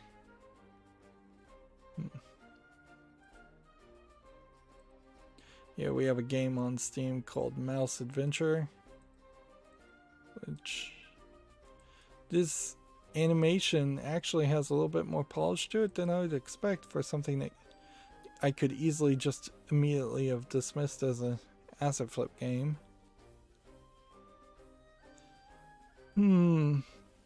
But yeah, there's not enough polish on the trailer. If anything, this feels like this is a vertical slice of an idea that needed a lot more funding. $8.99 English and Russian. Here we have a game called Draw Music, which doesn't look like anything of quality.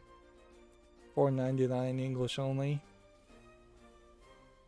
Here we have a game called Little Cube Trip, which just looks like it might be a bouncing platforming game, if I was to guess.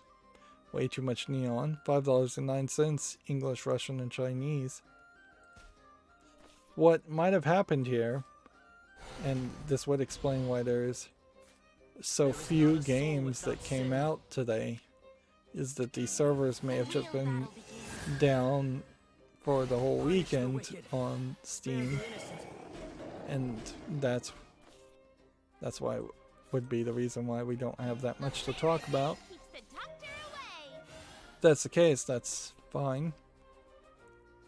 Let judgment fall.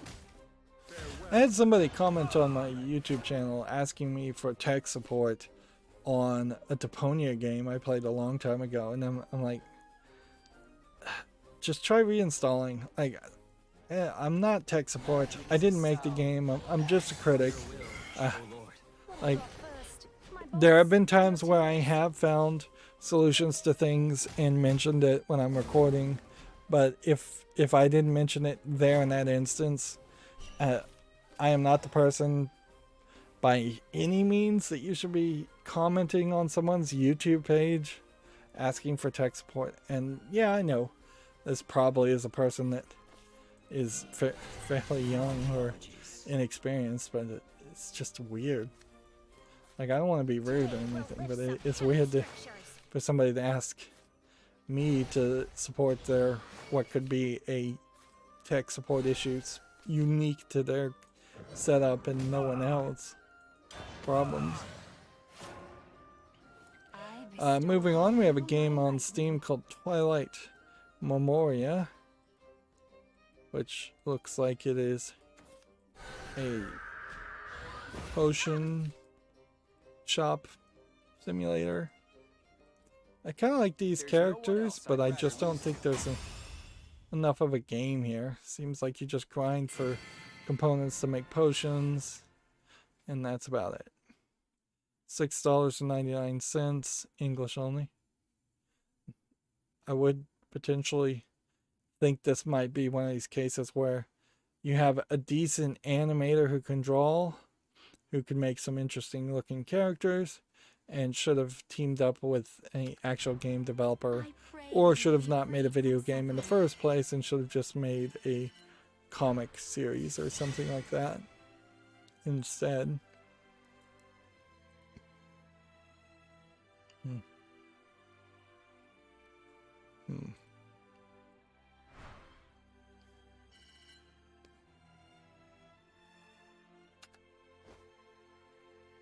Let's see.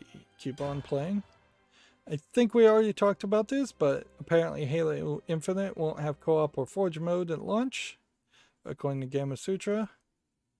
The tiny build is going to acqui-hire ramen developer Animal for up to 10.2 million. Fighting and despair all you know? Again, I don't know the game May my Ramen. prayers light the world. See, Game of Sutra says Stunlock Studios and Riot Devs have formed a new PC game studio called Box Dragon, which is a weird logo / name. It is in Gothenburg, Sweden. It seems like there is a chance that Sweden is just going to become the center for all video game development, in major part because of Embracer Group, and I assume that there are some very like lenient taxes or incentives that's causing that to happen more.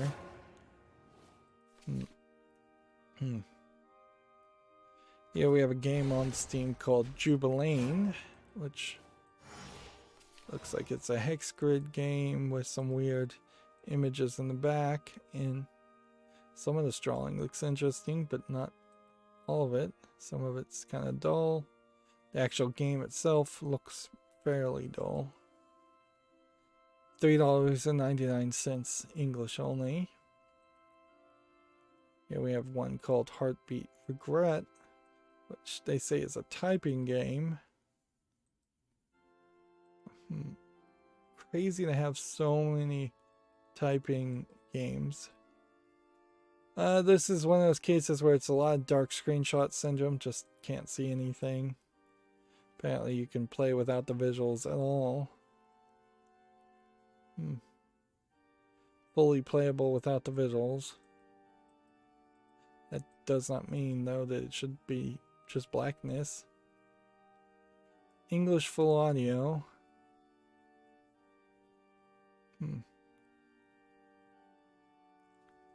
Yeah, I don't think I'd want to play this.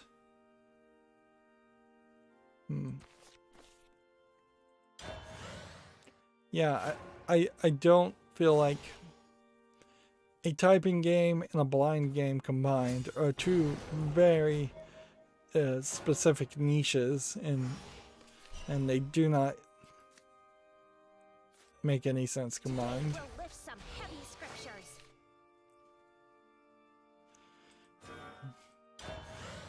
Let's see. The Gemetsu has Astria Ascending, 20 minutes of gameplay.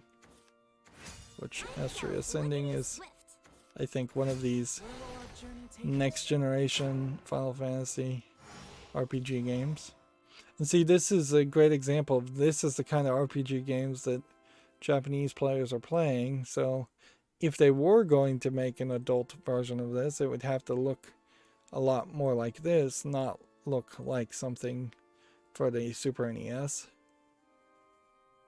A lot of random different character designs that don't really make sense in the same universe. Okay, play this. And then play this. And then that can evolve for free. Meanwhile, we can attack here. Yeah, we don't want to play anything else. I'll protect you with everything I've got. Here we have a game called All Dream Long in a Flower Storm, which sounds like a Chinese game converted to English. They're saying it's a point and click. To me, it looks more closer to a visual novel. It's free to play English and Japanese. It says it's an award-winning point-and-click visual novel from the creators of Hungry Tea Party and My Dear Frankenstein. Either one of those I recognize. It won a silver prize winner in the Tirano Game Festival in 2019. So they're saying it's award-winning for getting silver. It's pretty pathetic. Smiles are the best medicine. And no saying if that festival gave out a whole bunch of silvers in that category, or if it gave out a whole bunch of category awards in general. Here we have a game on Steam called Woodheart, which looks like a Zelda clone. Yeah, I don't think there's enough polish here.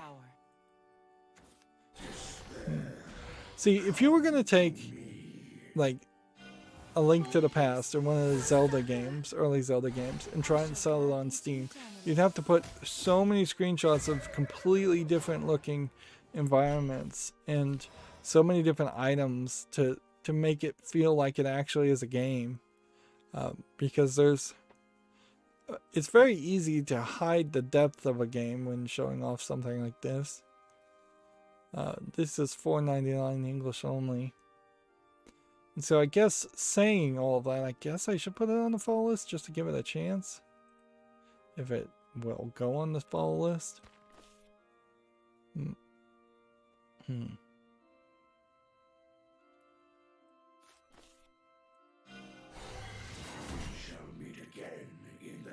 Let's see.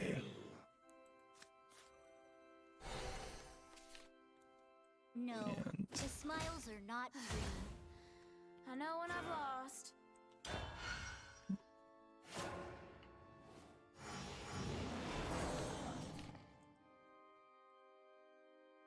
let's see. According to Gamatsu, Ember EMBR launches September 23rd. Which is all sin. Please, Which let's end this so some kind of Our journey is VR firefighting game. I think it is.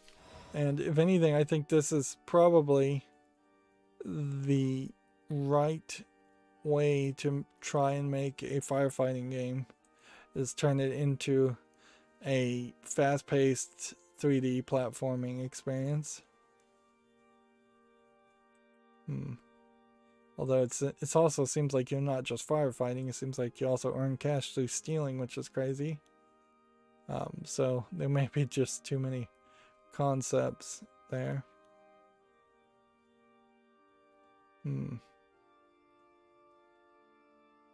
Yeah.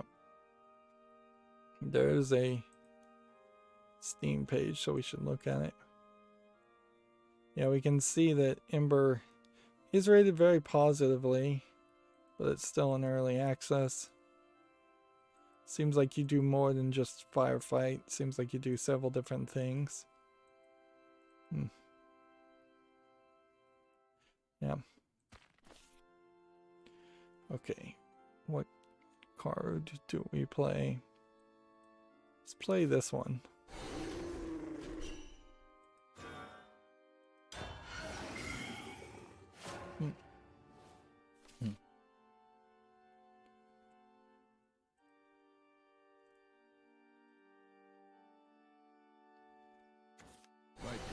I pretty much buried the lead here, in that here's Open Critic with Psychonauts 2.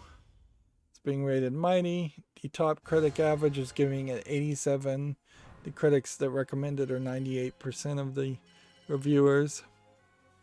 I'm gonna drink some water for a second here.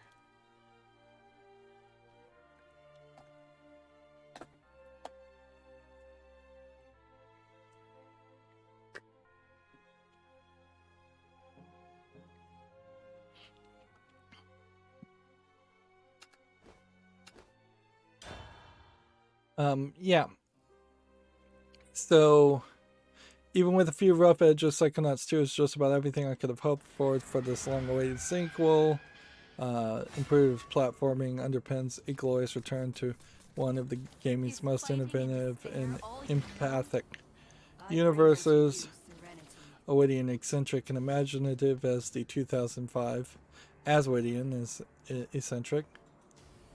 So, yeah, this is, I think, pretty much as I want to cover a game on day when it comes out, when we start to see these reviews, is maybe come back in 3 days later. So if we get to Open Critic reviews and we're going to look at new games, we should leave the tab open and come back in 3 days. Clearly some of my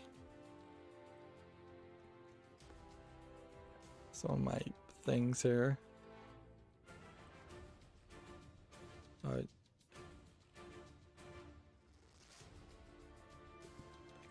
take that.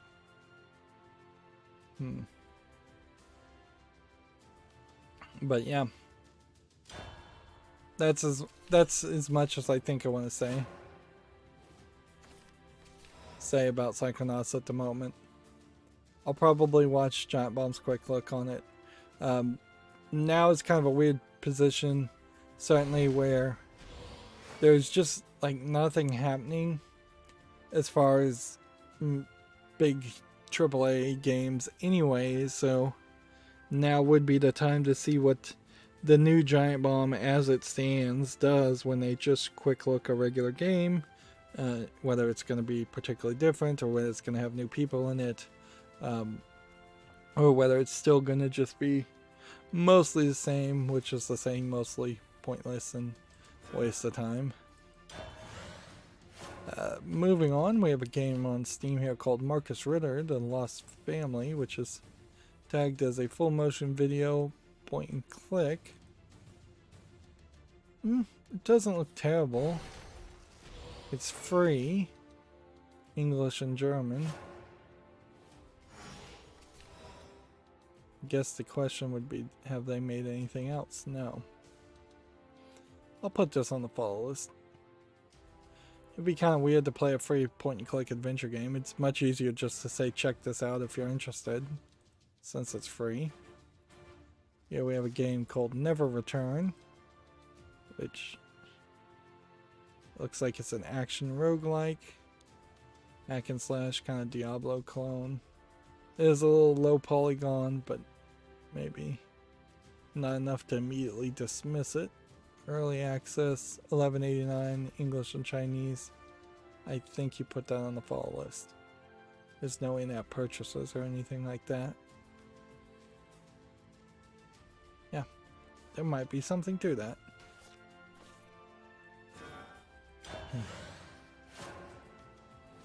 Then we have a game called A Totally Working Game, which basically, obviously it's a troll name for a troll game. Early access, free to play. Doesn't deserve any more of my breath. Here we have one called Nayadi River, which looks like it's a zombie base building game, I guess is what it's tagged as. Let's see, $24.49, English and French. It's just way too expensive for the visuals there, so I'm gonna immediately dismiss it for that reason. Let's go ahead and play this.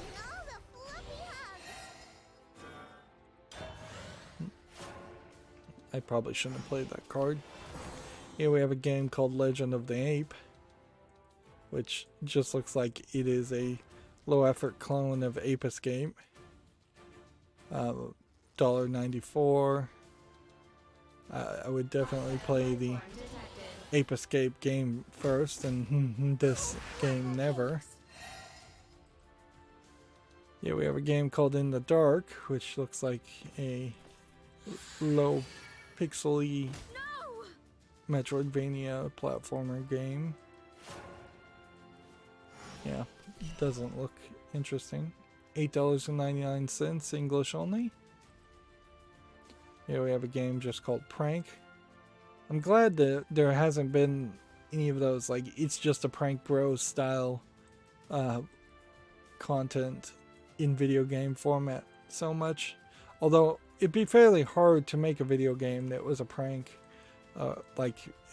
in comparison to making those awful like YouTube videos that happened several years ago. You'd basically have to spend a ridiculous amount of time to prank somebody and make fun of somebody. And if you were going to do that, the closest equivalent to that would have been like the political, let's make fun of Obama, let's make fun of Trump, let's make fun of Putin games. Prank is 59 cents, English and Russian. Easily dismissed. Here we have Erda of the Spirits, which, yeah, this could be dismissed as being not visually polished enough, but it's not that bad, and it does look like it actually might be a game. $13.49 is fairly expensive though. I'll put it on the follow list. Next we have Pill Puzzle 2, which Pill Puzzle 1 came out just like a week ago. So I'm going to dismiss that. 79 cents, English only. And then we have Lilith Odyssey, which looks like it's a space game. It's a casual flight sim mechanics with top-down survival. Planet survival, it says. Yeah, it looks like it's a mess of gameplay mechanics. Smiles are the best medicine.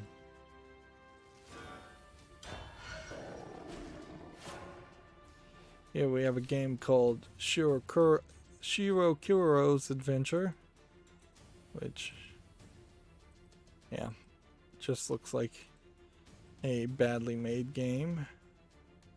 $2.99 English Japanese.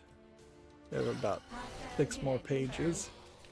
Here we have a game called Weapons Night, which looks like a platformer in a dark game. $4.24. Skip that. Here we have Wrestle Dunk Sports, Feel free to call on which me is player again. versus player game. Yeah, don't see anything of interest there. $11.69. Allegedly full audio in every language it supports. Here we have a game called Krias, which looks like a RPG game. Let's see, $4.99 English and French. Nope. Let's see, Beldemos Minor.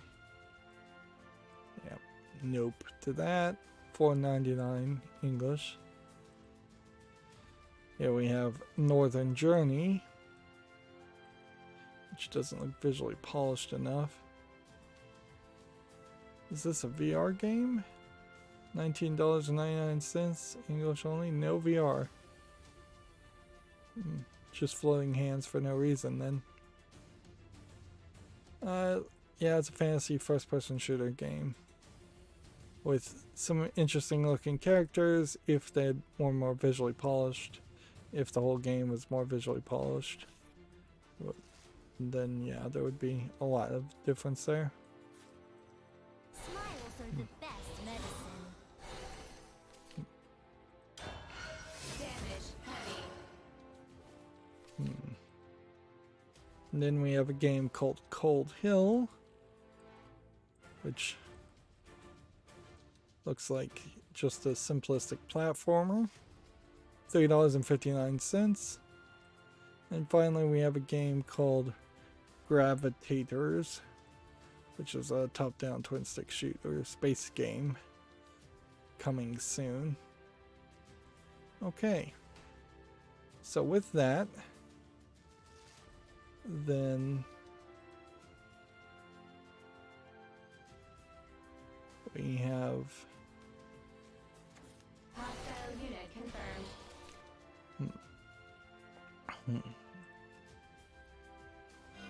Accept Yeah. harmony. with that we have This is not gone warning. through all the news. Termination protocol.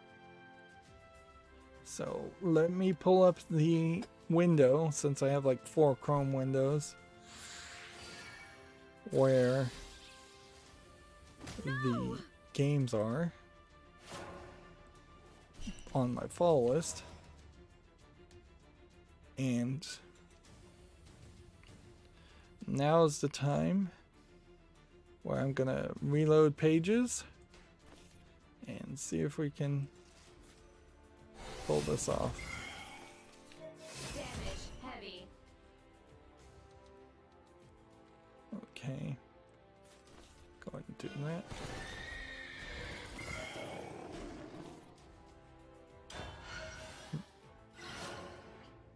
So we're going through the fall list games now. These are games that obviously made it to the fall list at some point. So I wanted to give them more than 6 months of time to get more than 30 reviews.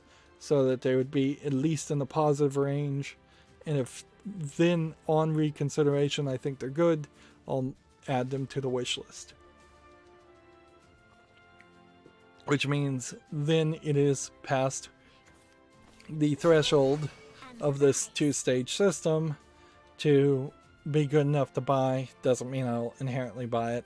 It does mean it's good enough for someone to friend me on Steam and gift to me. As far as my wish list, I think I am at around 3,000 games, where I probably only own about 1,400 games on Steam. So yeah, there's a lot of games potentially I want to own and play. Here we have Daiju Kaiju Daikisin versus. This is still early access though, so I can ignore it. Generally I should have checked that. I should check a lot of things. So generally, if it's came out in 2020, then and it doesn't have 30 reviews, it probably doesn't have any relevancy. If it's an early access, leave it on here. Here we have a game that's all written in Russian. So some of these can be immediately dismissed or left. Like Darkstone the Lightseeker. So at this point you would be looking for extra reasons to leave this on the follow list as some kind of roguelike deck builder game. But yeah, it's been out since October 9th in its early access format. It's probably dead in the water, so we take it off the follow list. And that's ideally what we're looking for, is the idea of getting things removed from the follow list one way or the other and cleaning it up. Here we have Darkwater, a slime invader. It's rated positive enough to say yes. It does look like it's a frustration platformer in part, but not completely. It seems more like it's a platformer with other actions around that idea. This is where I truly shine.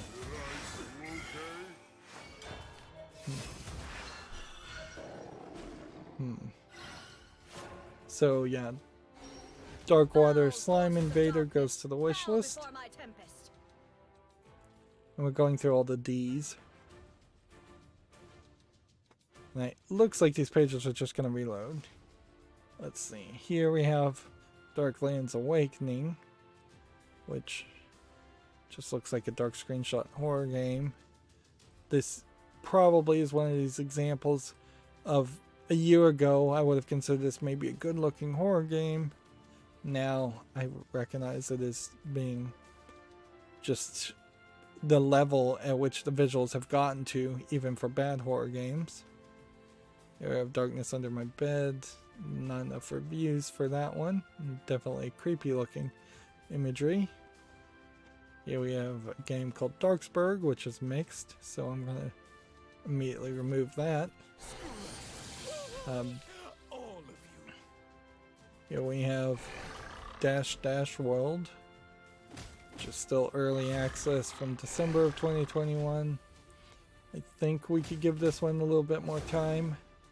There might be a decent racing game here, but this also requires VR. So VR racing game makes it more rare, so I'll give it more time because of that too. Here we have something called Dawn of Fear, which is already mixed, which is a shame because it kind of felt like this might be an Alone in the Dark clone.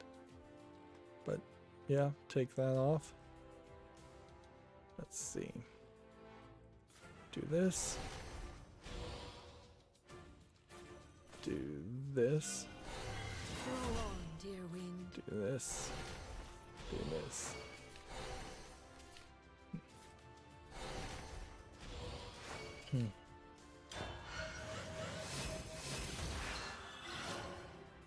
Let's see. Here we have Dawn of Falknor, which is mixed.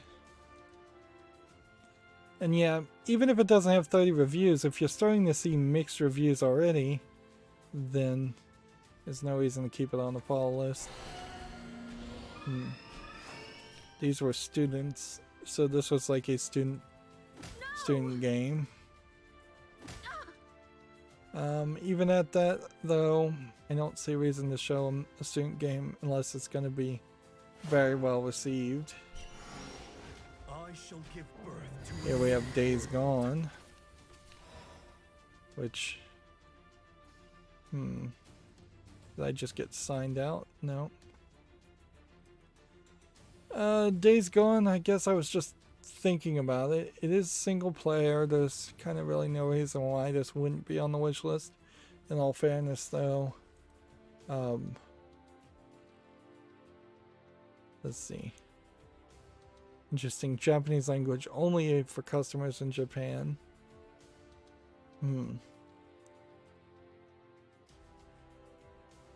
Yeah, I can put Days Gone on the wish list, but I can also recognize that there is a high chance I won't ever actually purchase it. Here we have a game called Days of Purgatory, which on second glance doesn't look like it needs to be on the follow list. Here we have a game called Day Scream.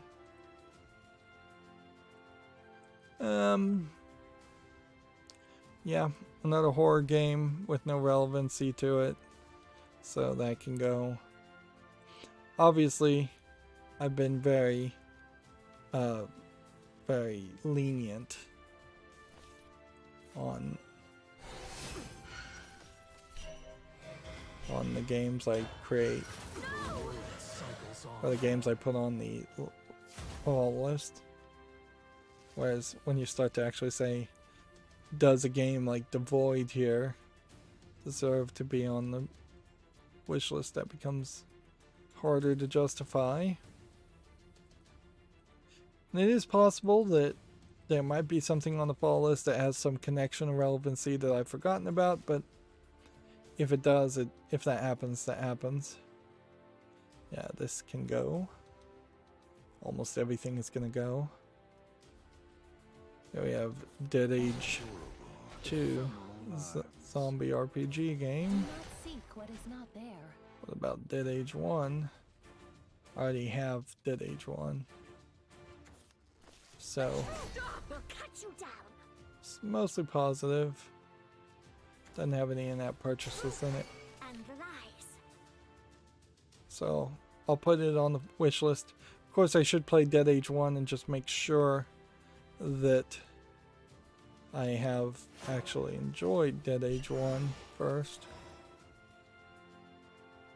Because, yeah, I think I bought this game and just haven't played it yet. Yeah.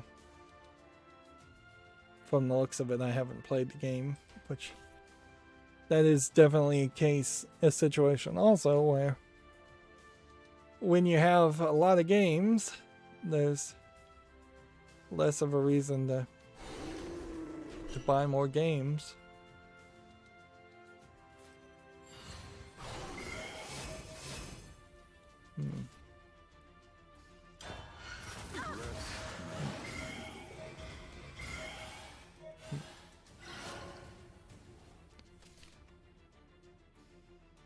Let's see.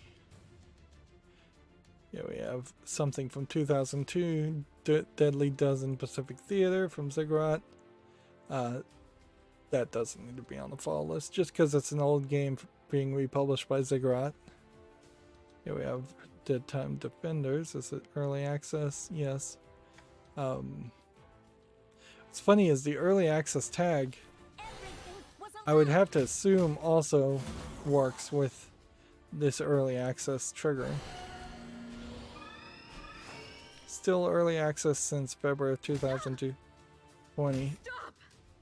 I'm going to say no to this game, but there is a problem certainly with the whole COVID pandemic situation it's very believable that somebody has not worked on their game in 2 years and they still are going to get around to working on it. Now we're just looking for victories. Here we have Dealer's Life 2, which is in early access still. Here we have a game called Death Moon. Why did I put this on the follow list?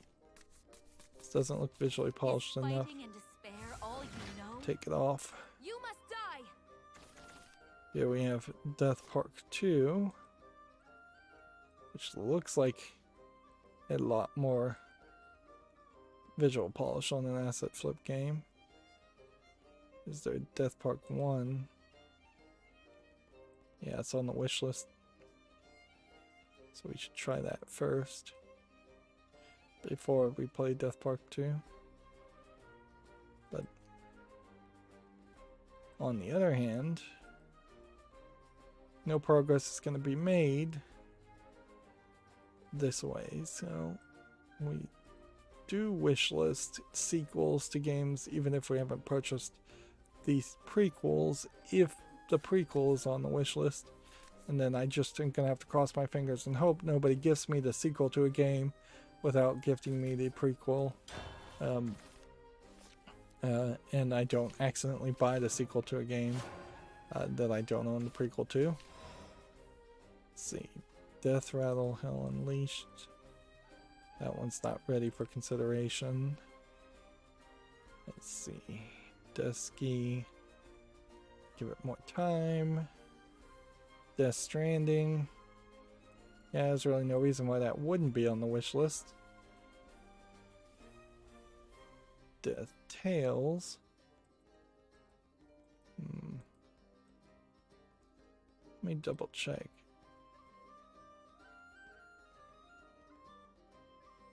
I'll give this one a little bit more time. It's probably never going to get enough reviews to justify being on the follow list, but whatever.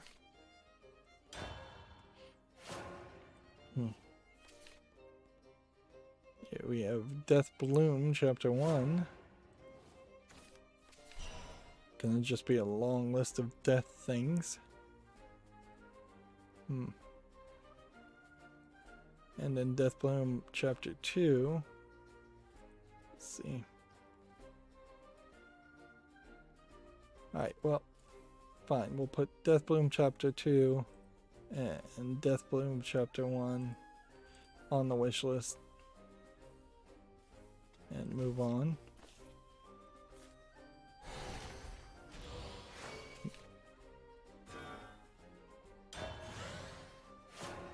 Here we have a game called Deceased. Just looks like another horror game. Clearly I had trouble deciding whether or not to let something on the follow list if it's a horror game or not. This is a hidden object game. I don't know specifically why Deja Vu Collector's Edition though would be on the follow list. $9.99. Doesn't have enough reviews. It's gotta go. Today we'll lift some heavy scriptures. I should have foreseen this.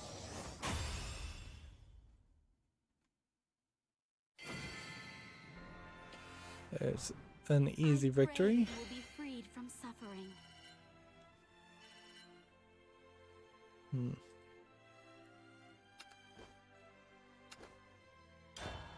Let's see. Here we have Demelia's Island, which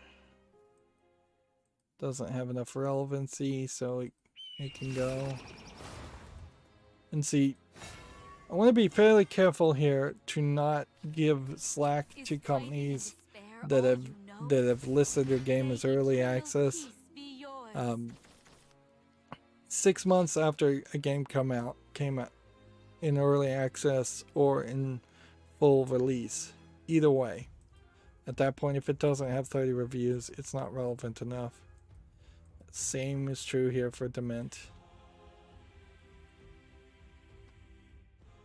Here we have a Demio, which is a VR collectible card game, so that's why it's staying on the follow list. I wish I could separate it out and put it in a different list, but there is like no button here for adding a new list. Be nice if you could make a pull down to say put it on a different list. Demon Blast. I'll give that more time.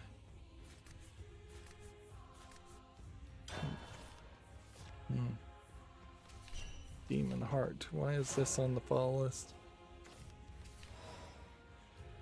Yeah, I have no idea why that's on the follow list. That looks like garbage. Demon Skin. Hack and slash game.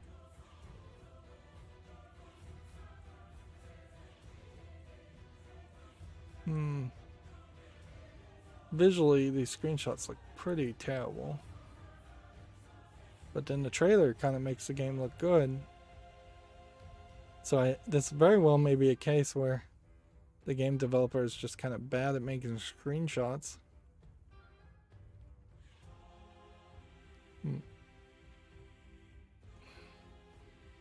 Well, I guess this goes to the wish list.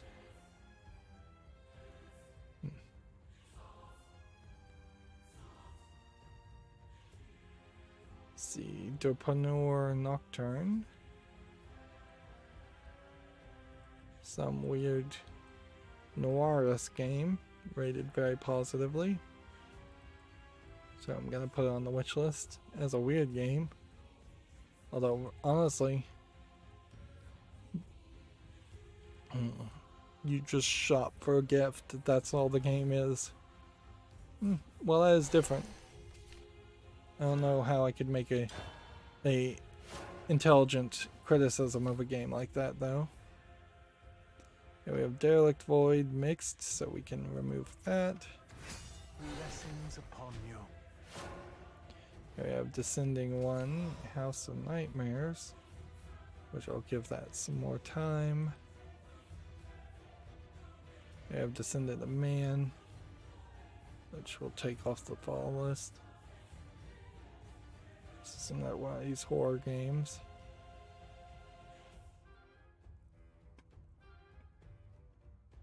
Desert Skies. This is a VR game. It's an early access game. How long has it been in early access? Since 2019. Nope. It's gotta go.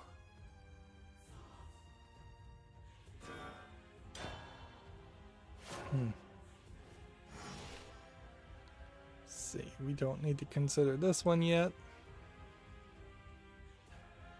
Don't need to consider this one yet.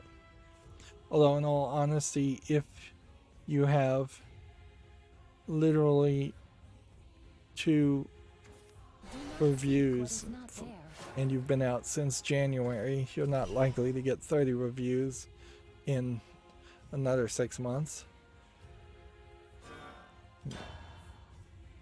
Destiny 2 can go on the wish list. Destroyopolis. Now, if I recall correctly, this was kind of like a procedural generation top-down shooter game.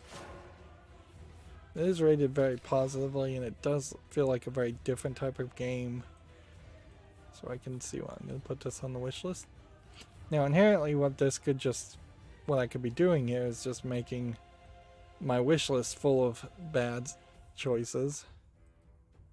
So this is one where you play as a ghost walking around in a point and click adventure. I'm gonna give this some more time, but yeah, there definitely is an argument that I should not play any of these flat point and click adventure games if there's horror themed. Although playing as a ghost probably isn't actually that horror themed.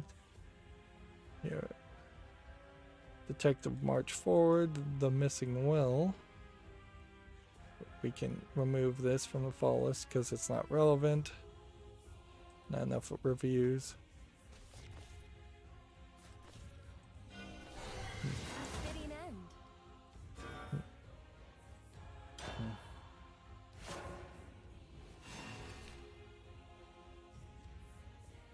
Let's see. Here we have Devil Slayer, which seems to be very positive. So let's not get tricked by the cat girl. It's rated very positively. It's not in early access. I think you have to say, yeah, this looks like an action roguelike of real quality. So to the wish list it goes. Let's see. We'll give that one more time. Devious Dungeon.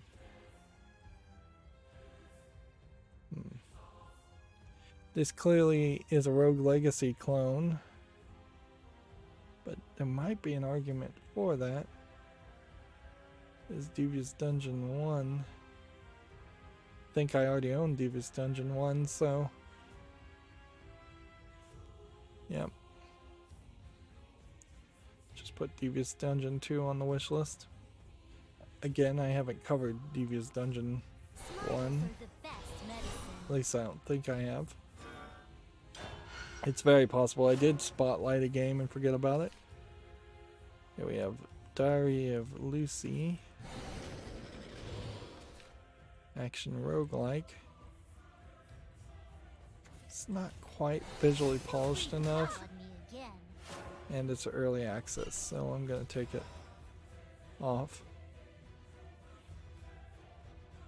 Let's see, we may not even have that many games to talk about in the D's, and I don't know if I really want to try and open the E's and move on to the next letter, or if I just want to call it a day. I think I'm going to probably call it a day. This Dick Wild, I want this to be good. I desperately want this VR game to be good, but it doesn't seem to have any relevancy. If it's taking me back to the main store of Steam, that tells me that that next game was removed from Steam. Whatever it was. One Punch Man is on sale for $9.59, but it's mixed reviewed. They have a Steam Deck ad now on Steam right next to the Valve Index ad, so there's a whole horizontal banner of ads. I can just show it. I don't know why I'm just describing it.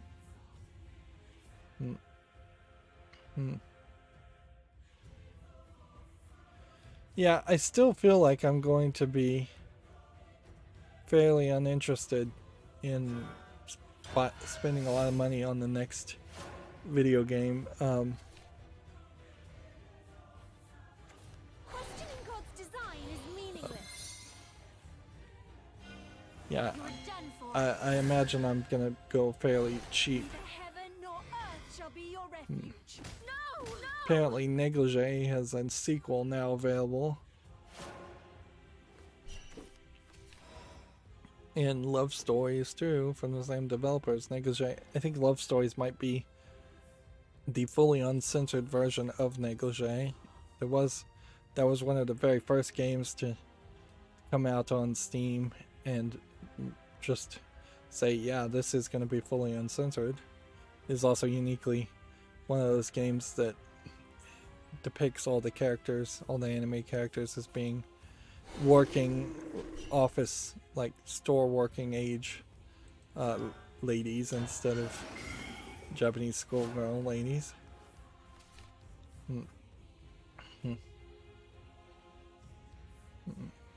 Rhombus of Ruin is $1.99 if you want to get the VR game on Steam. I'm just shopping at this point. Yeah, I just wanted to see what Steam looks like. Alright, let's see. We'll give that more time. Let's see, Dinner with Owl is very positive and free, so put that on the wish list. Usually free games don't even get this many reviews, so that screams quality. Give that more time. Dinosaur Galaxy Tennis, I guess I'll give that more time. Here I come. Disc Golf VR is mixed, so we'll take that off the follow list. Disc Ninja doesn't have enough relevancy and it's early access, so we'll take that off. Let's see, this doesn't have any relevancy. The Discovery Yard Investigation, so we'll take that off. Smiles are the best medicine. Today we'll lift some heavy scriptures. Let's see. Next we have a hidden object game called Disease Hidden Object, which is mixed, so we can take that off. Disjunction.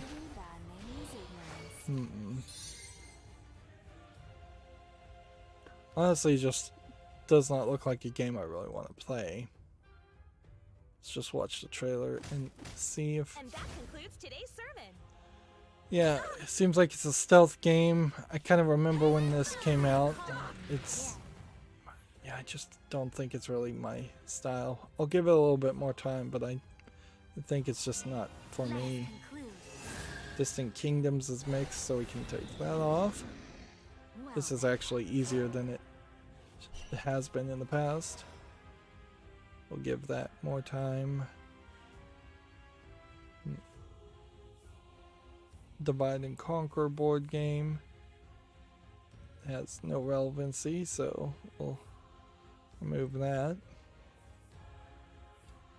And the reason why I say it has no relevancy is because it has no reviews, thus nobody's played it. Smiles are the best medicine.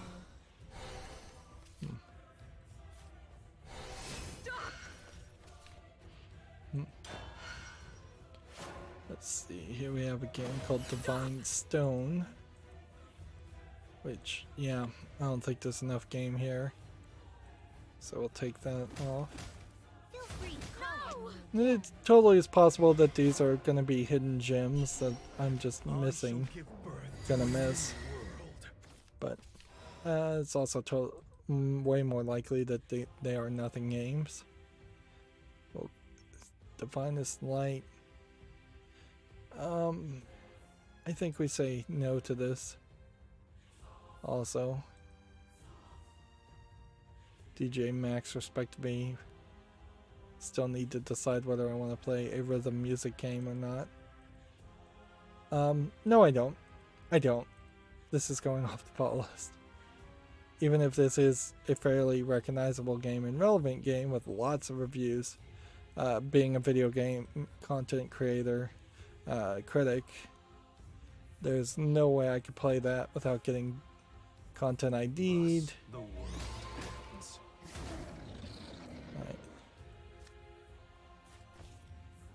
A prayer a day keeps the doctor away. Play this. Play this. Play this. Play this. I know when I've lost.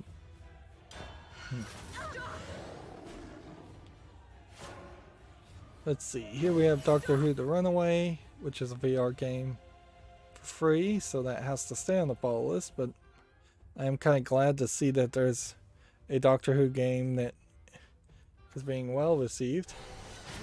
And arguably, since Doctor Who really is just a kid's show, this cartoony depiction of the Doctor works fairly well.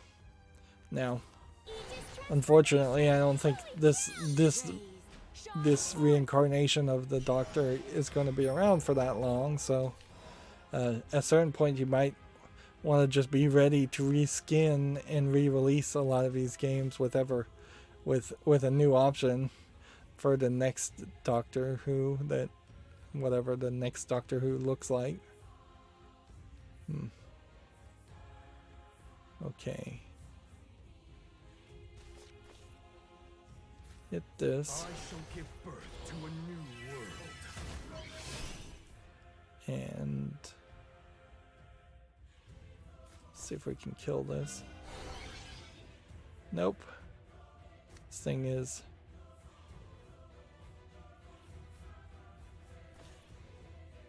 This thing is immune to everything.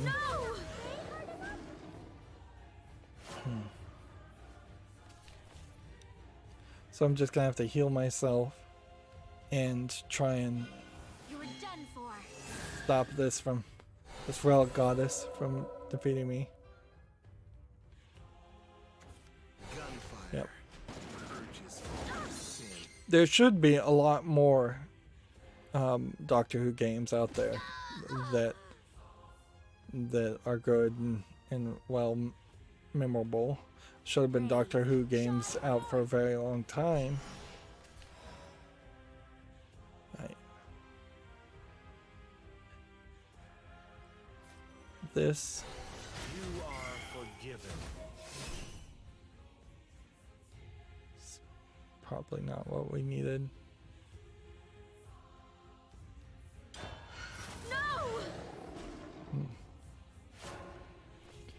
Guess if I can survive the next turn and I can play this, I might be able to win. I envy you. Here we have something called Dopamine, which looks like it's a laser box pushing game. It's rated very positively, so I can see why that would have been on the fall list. $14.99 is too expensive though. Price definitely will play a factor. Yeah, we have something called Dogfighter that's not relevant, so it's gotta go. Here we have a game called Dog World, which visually just does not appeal to me. So I'm gonna say no to it just because of that.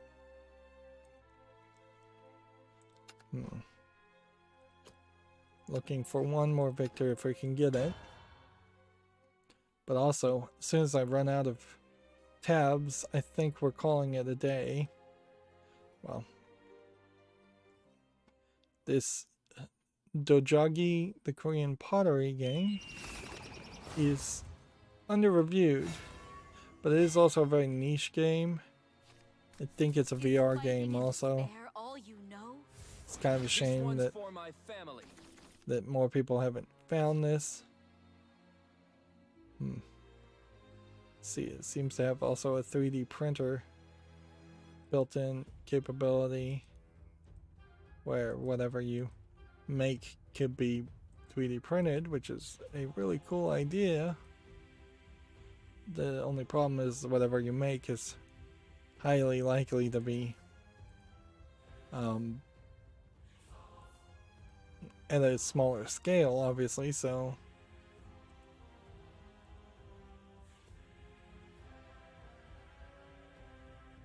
yeah. Probably would have been better if they had just focused on promoting their game instead of integrating 3D printing. Yeah, that is a cool looking thing that you could do in VR, and I could see a lot of people who are into pottery, particularly in the middle of this pandemic, not wanting to go out but still wanting to do the pottery classes and work on pottery, and not having the kiln and not having the not having the clay and all to throw. Here we have a game called Dominant Mind, which is just Mastermind. It's not relevant, so I'm going to take it off. Let's see, here we have Domino House, which I kind of feel like I want to make a special exception here for this point-and-click adventure game, since I'm a sucker for point-and-click adventure games. It is rated positively. It's just not rated by a lot of people, so I'm making a special exception there. And then Domino Simulator 2020. I almost have to wonder though, would there be a Domino Simulator 2021? No. Do I really want a Domino Simulator game?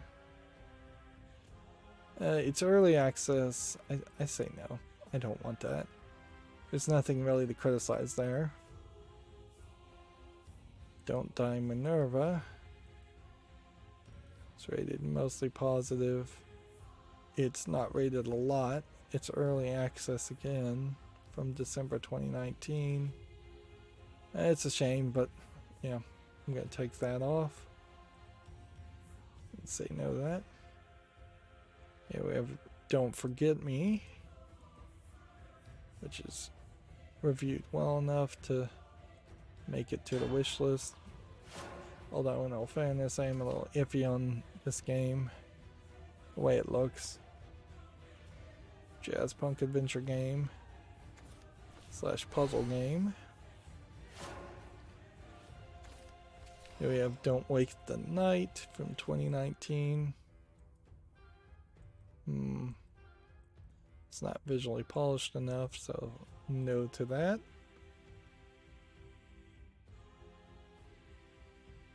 Here we have Doomsday Hero. I'll give that some more time. Or do I need to give it more time?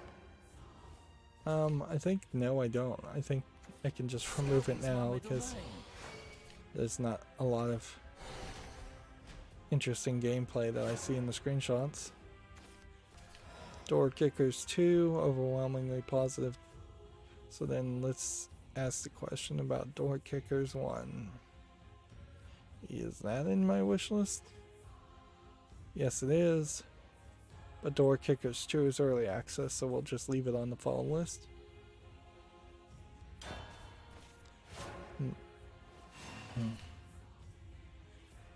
still have about 20 tabs. Here we have a game called Doors to Insanity, which is early access.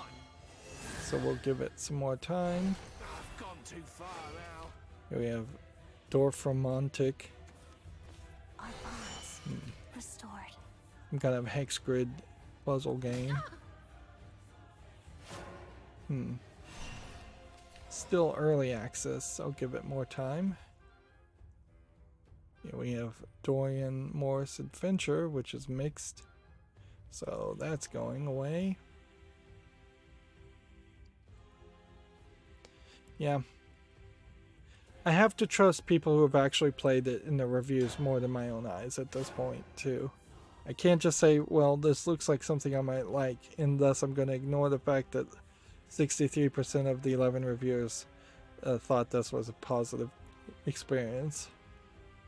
There's just no relevancy there. Doug Flutie's Football is mixed, so that can easily be removed. I don't even know why that was on the fall list in the first place. Dueling's Invasion doesn't have any relevancy, so I can take that off. Just at 19 reviews. Down in Bermuda is a puzzle game. It looks good. Must have come out of early access. $19.99. Put that on the wish list. Dr. Livingston, I presume.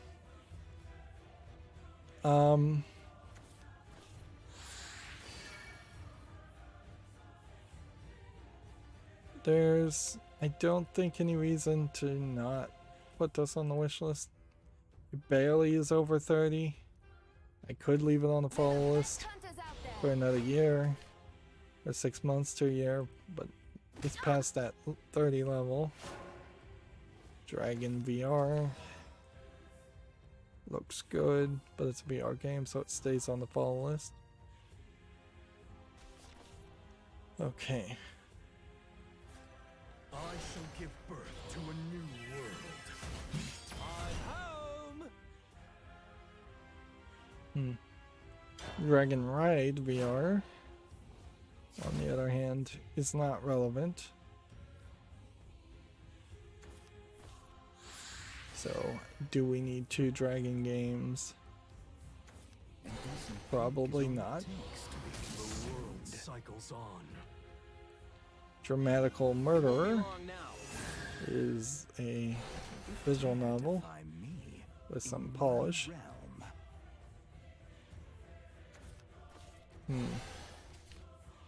Looks like it's guy on guy romance story. Okay. You can put that on the wish list. $19.99 Japanese full audio. Dreadnautical is a Lovecraftian game. It's not relevant enough yet.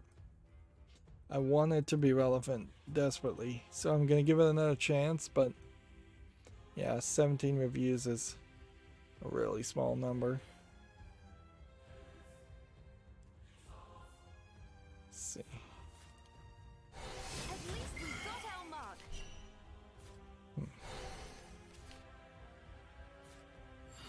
You're in good hands. I'm kind of loose. I don't know if there was anything I could have done to win there. I envy you. Let's see. Dread Eye VR is a VR game. It looks like actually a really good VR horror game. So we leave that on the follow list. Let's see. Dreamstone 2 has 1 user review, so it's not relevant. Get rid of that. Let's see. Dreamtime, I'll give a little bit more of a chance to. Dream Back VR. It's another VR horror game, which isn't relevant. Just 10 reviews, so we'll take that off. All you know? The wings of Here we have courage Dreams are of Dolly. I do like Salvador Dali's art. It's a VR game, so I'll leave that on the follow list. Here we have Dreamscaper, which looks like a hack and slash game. Calling it an action roguelike. Let's watch a little bit of the gameplay, because it does kind of feel like it's all over the place. I mean, it kind of doesn't matter. This is rated very positively, so it's got to go to the wish list. $24.99, bunch of languages.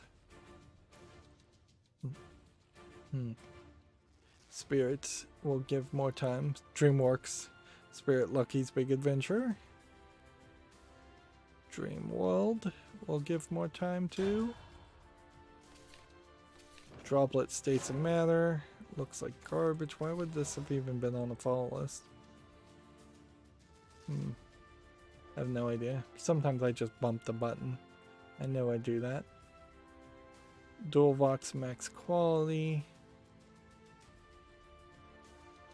Is this a VR game?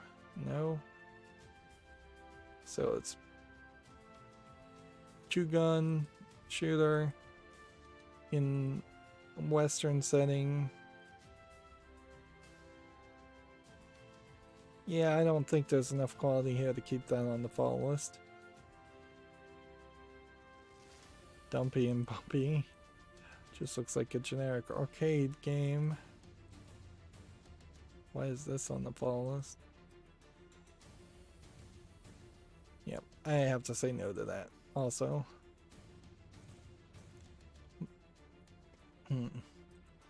Dungeon and Puzzles.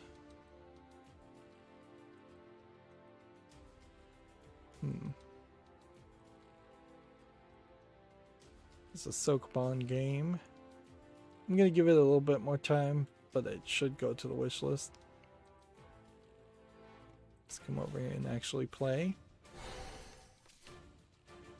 We have about 5 or maybe 10 more tabs. We have Dungeon Core, which doesn't have enough reviews. Yeah, and it's early access since August 12th. And one of the things about this is, like, Dungeon Core here definitely looks like Binding of Isaac, and I don't see any reason why I'd even want to play a top-down twin-stick shooter roguelike game and not just play Binding of Isaac. Why not just play the best game, the game I like the most? That I think the audience for that style of gameplay likes the most.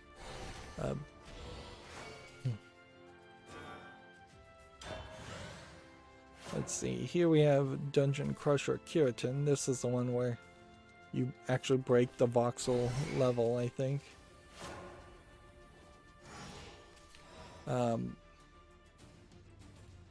Barely has 30 reviews, but they're almost all positive. It's still in early access, though. Yeah, I think at that point you just take it off. Like, 6 months of early access is ridiculous. Like, here we have a game called Dungeon Munchies, which looks like a combination of some really weird imagery.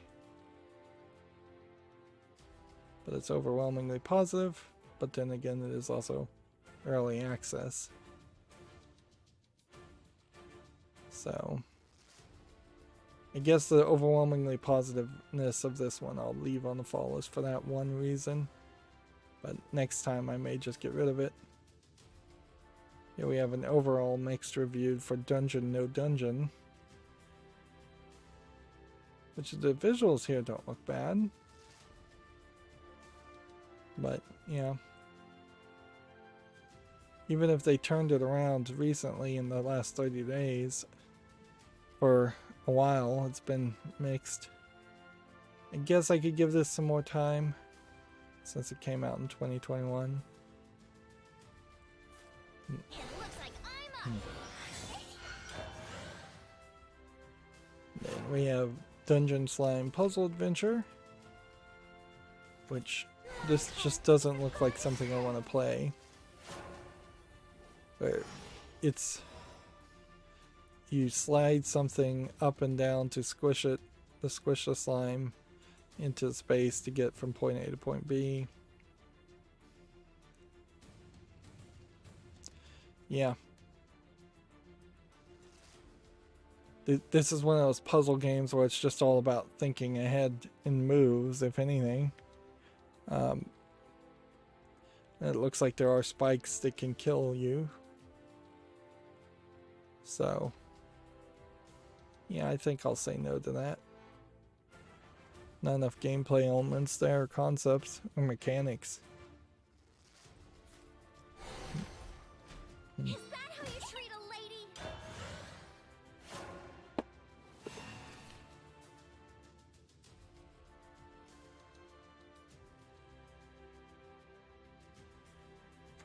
Let me divine tomorrow's water pressure.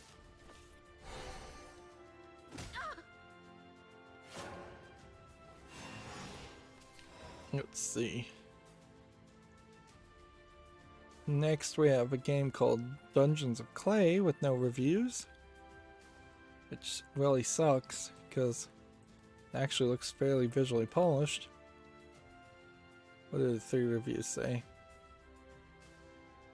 Recommended, got it for free, got it for free, recommended, recommended.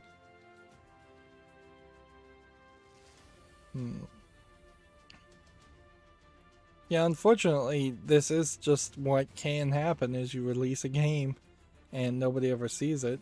I'll give this one some more time. But yeah. I'm sure it kills the creator of that game that it can't get anybody to review it. But on the other hand, if they really were ambitious, they'd be giving out free codes or contacting people. Like, I've never had anybody comment on my YouTube channel saying, hey, I'm a creator, or contact me on Twitter saying, hey, I'm a creator, I'd like you to play my game. With the exception of like maybe 2 people early on in my career that offered me like free copies of the game I was covering at the time, so I don't know why they'd even bothered to try and give me a key for a game I already had. Other than to maybe just give it away to fans. So, yeah. And I think they quickly stopped doing that once they realized that a random YouTube content creator is not going to give them millions of new units of sales. I should have done that first.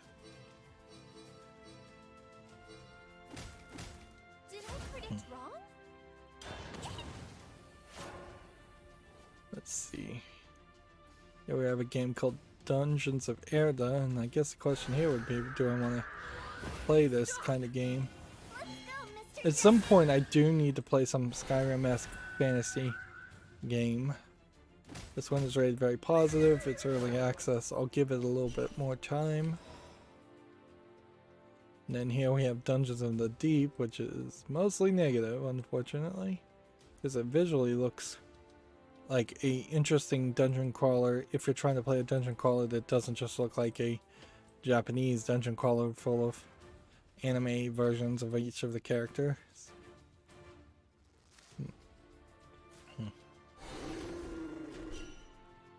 Let's see.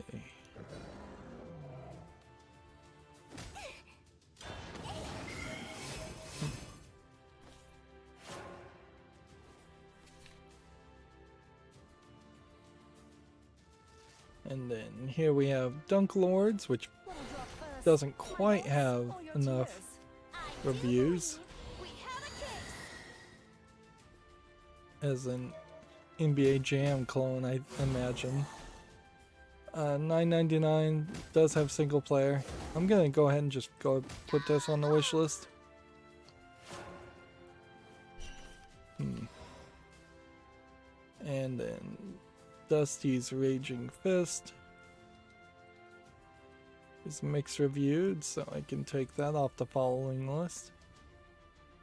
Then finally, we have Dismantle, an open world game that's early access, so we'll give it more of a chance. Alright.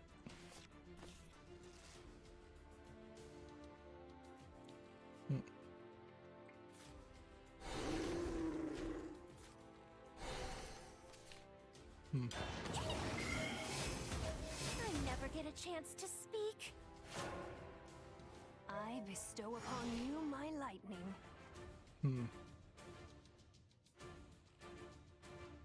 So that puts us in an interesting position where I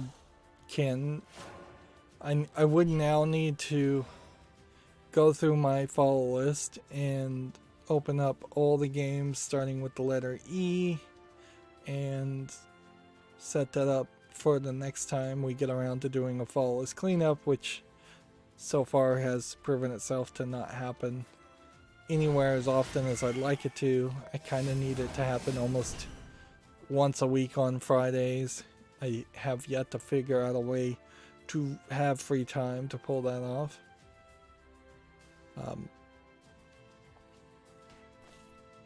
But yeah, that would be the goal.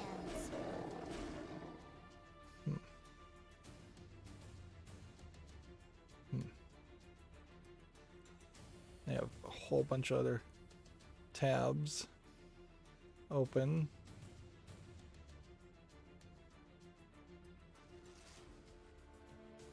On this window, I don't even know why.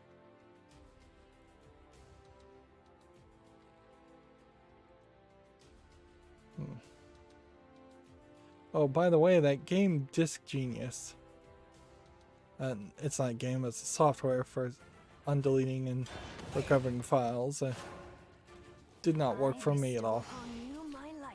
Like, first of all, it pretended like it was free, but really wouldn't recover what it calls large files without you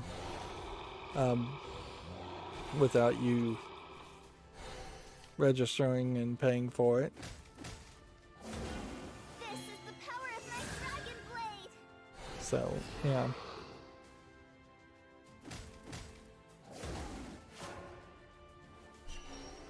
I shall give birth to a new world.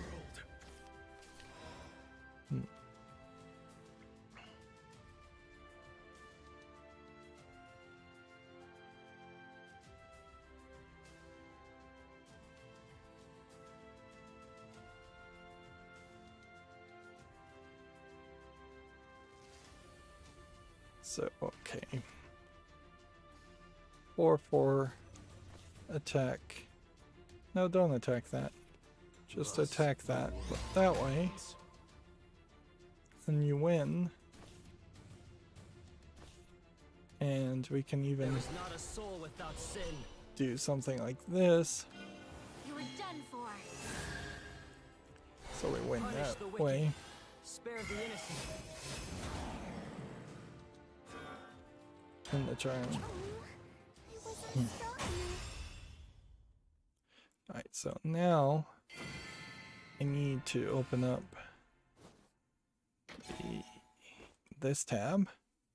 Hey, we did get a victory reward. So was that a golden chest that just opened, or are we still working towards golden chests? Do you have to open multiple golden chests? That's the question. Reload my Twitter. We'll see what new news has happened, and then we'll wrap up this stream at 3 hours, almost even. We've gotten all the daily quests done. Haven't had to struggle. A big part of not having to struggle there is certainly the factor of that. Seemingly, there are 3 more treasure chests I could get today. And the daily golden treasure chest seemingly has not been claimed. We were just given Curse of the Black Dragon. So we now know that theoretically I should just be playing a whole lot more, trying to get random victories and get treasure chests from random victories. Gamescom, I think, is going to happen later today, and that also would explain why there isn't a lot of new games coming out or a lot of video game news coming out today, this early Monday morning. Of course, inherently, streaming early for the United States on Monday is unlikely to have any announcements. In fact, streaming anything earlier than late night Tuesday is unlikely to have any big announcements happen. So if I could change my schedule, there might be an argument to streaming only on Wednesdays or streaming Tuesday and Thursdays. There'd be too many games though. It would have to almost be Tuesday, Thursday, and Saturday if I was going to shift my schedule over, and I really don't want to do that and really couldn't do it consistently. A lot of tweets here, certainly about Psychonauts 2, but it really is just Double Fine retweeting anybody who is or saying anything about Psychonauts 2. And I guess I should be happy that Psychonauts 2 is getting well received at the moment. It's way better than it coming back and people calling it just total garbage and hating it for one reason or the other. Whether that reason is some legitimate reason or illegitimate reason. Apparently it's the 10th anniversary to Human Revolution and 5th anniversary to Mankind Divided of the Deus Ex series, which kind of ignores the original Deus Ex game, but whatever. And they probably weren't released on the same days. Is there real value in releasing your games on the same day? I don't think so.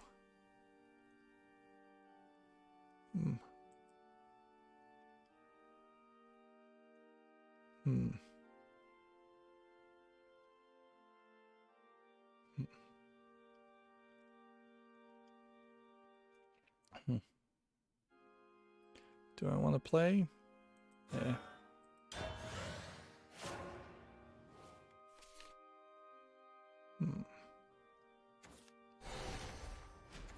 Nothing stops me once I got my speedy boots on.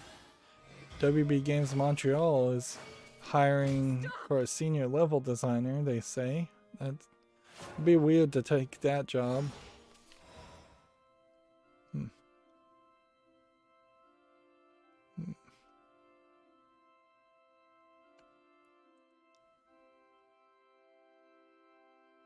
Interesting. Devolver Digital might be publishing A Binding of Isaac too, but that'd be kind of early too. Publishing something that very well looks like it might be a Binding of Isaac style game at the very least.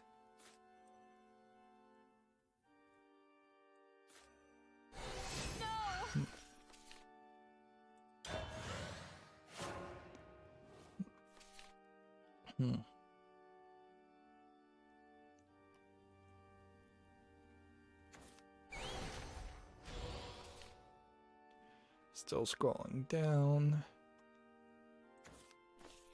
Right, that's one tab. Done.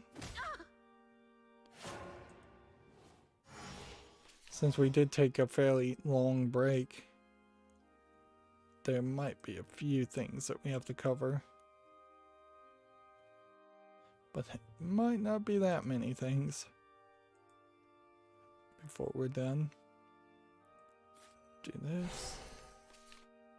And then do this. And then do this. Like I'm up.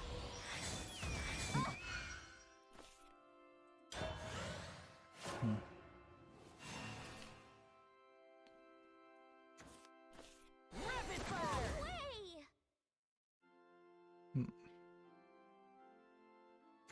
Goodbye is inevitable. Farewell, Iolon. You're done for.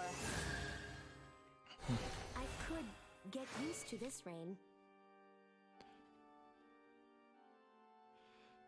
According to Sega Europe, all physical editions of Sonic Colors Ultimate, color is spelled C-O-L-O-U-R-S, because it's European. Both the standard and keyring edition will be delayed across all EMEA markets, excluding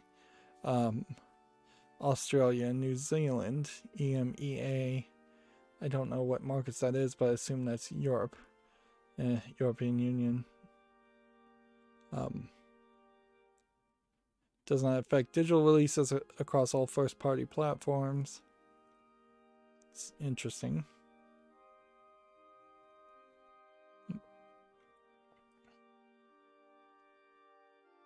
Need to come over here and start playing. This world is filled with mystery.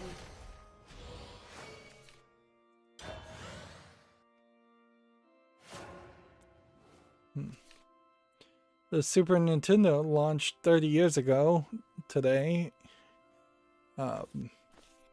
in North America. Would have been called the Super Famicom. In Japan, and looked different.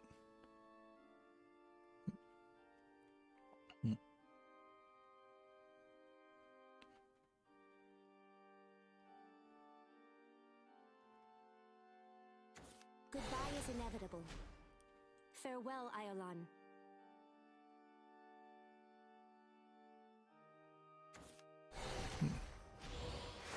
Releasing limiters. It won't be long now. I could get used to this rain.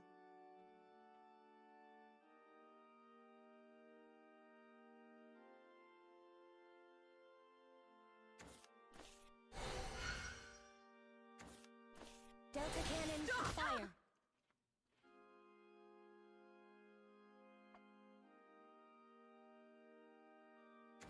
We are the water.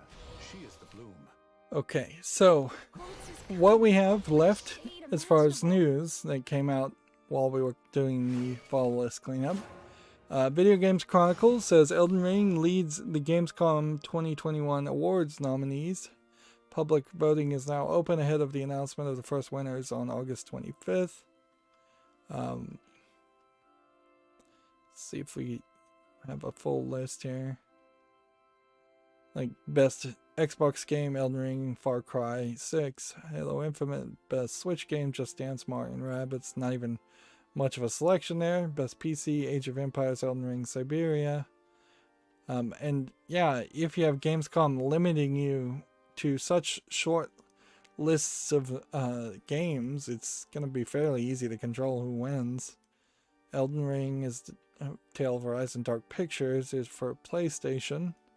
Then action adventure games. It kind of feels like Elden Ring just paid to win here.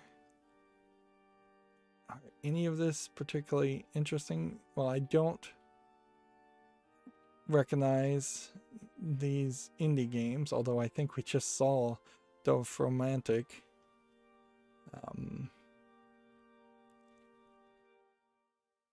But yeah, these other nominations seem to be Terrorbane. I don't recognize that one. Look to the zenith. For there I will rise.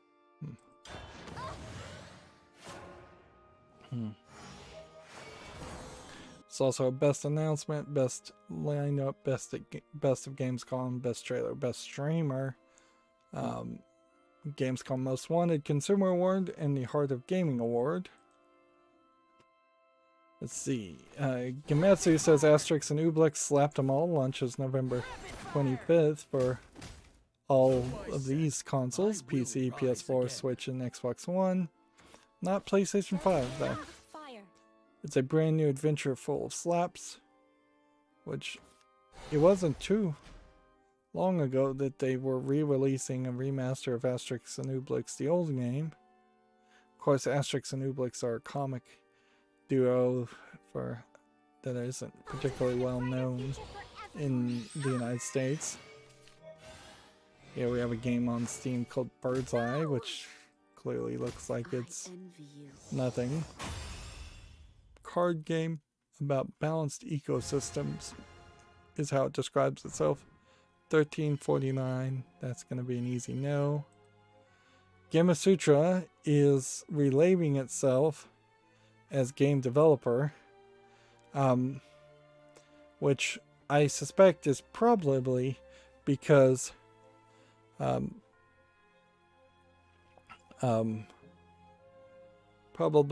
want to get Sutra as a phrase out of their name, so it doesn't sound Asian, and so it doesn't sound like the Kama Sutra, which Sutra doesn't even mean that, but whatever. GameDeveloper.com, I assume, does make a lot of sense considering that's pretty much all Gamasutra writes as articles for game developers. Let's see. Do I think this is going to be a change? Really? GameDeveloper.com. Probably not. Seems like people are moving around and getting shifted. The real thing, I guess, would be to see if the parent company is going to be the same, though, because if the parent company is still the same parent company and they continue to they late 90s little sex connotation,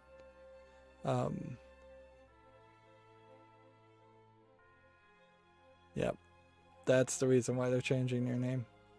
But yeah, if they can continue to promote the IGF Independent Game Festival, I think is what they constantly are promoting, then let's reload this and then we can find out and have to disclose that. That is more the problem. Yeah, seems to me like Informa still would be the parent company. What this will mean for me is probably not anything really. Like, I'll probably have to redo my whole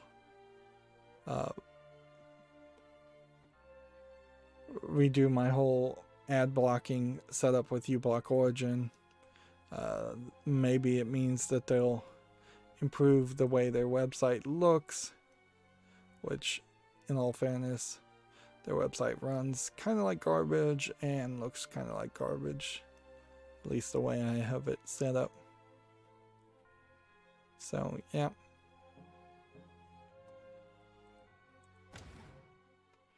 So that may be, in a lot of ways, that's not news. Just news to me that my news source. I may have to start following Game Developer instead on Twitter instead of Gamasutra, but we'll see what Twitter does there.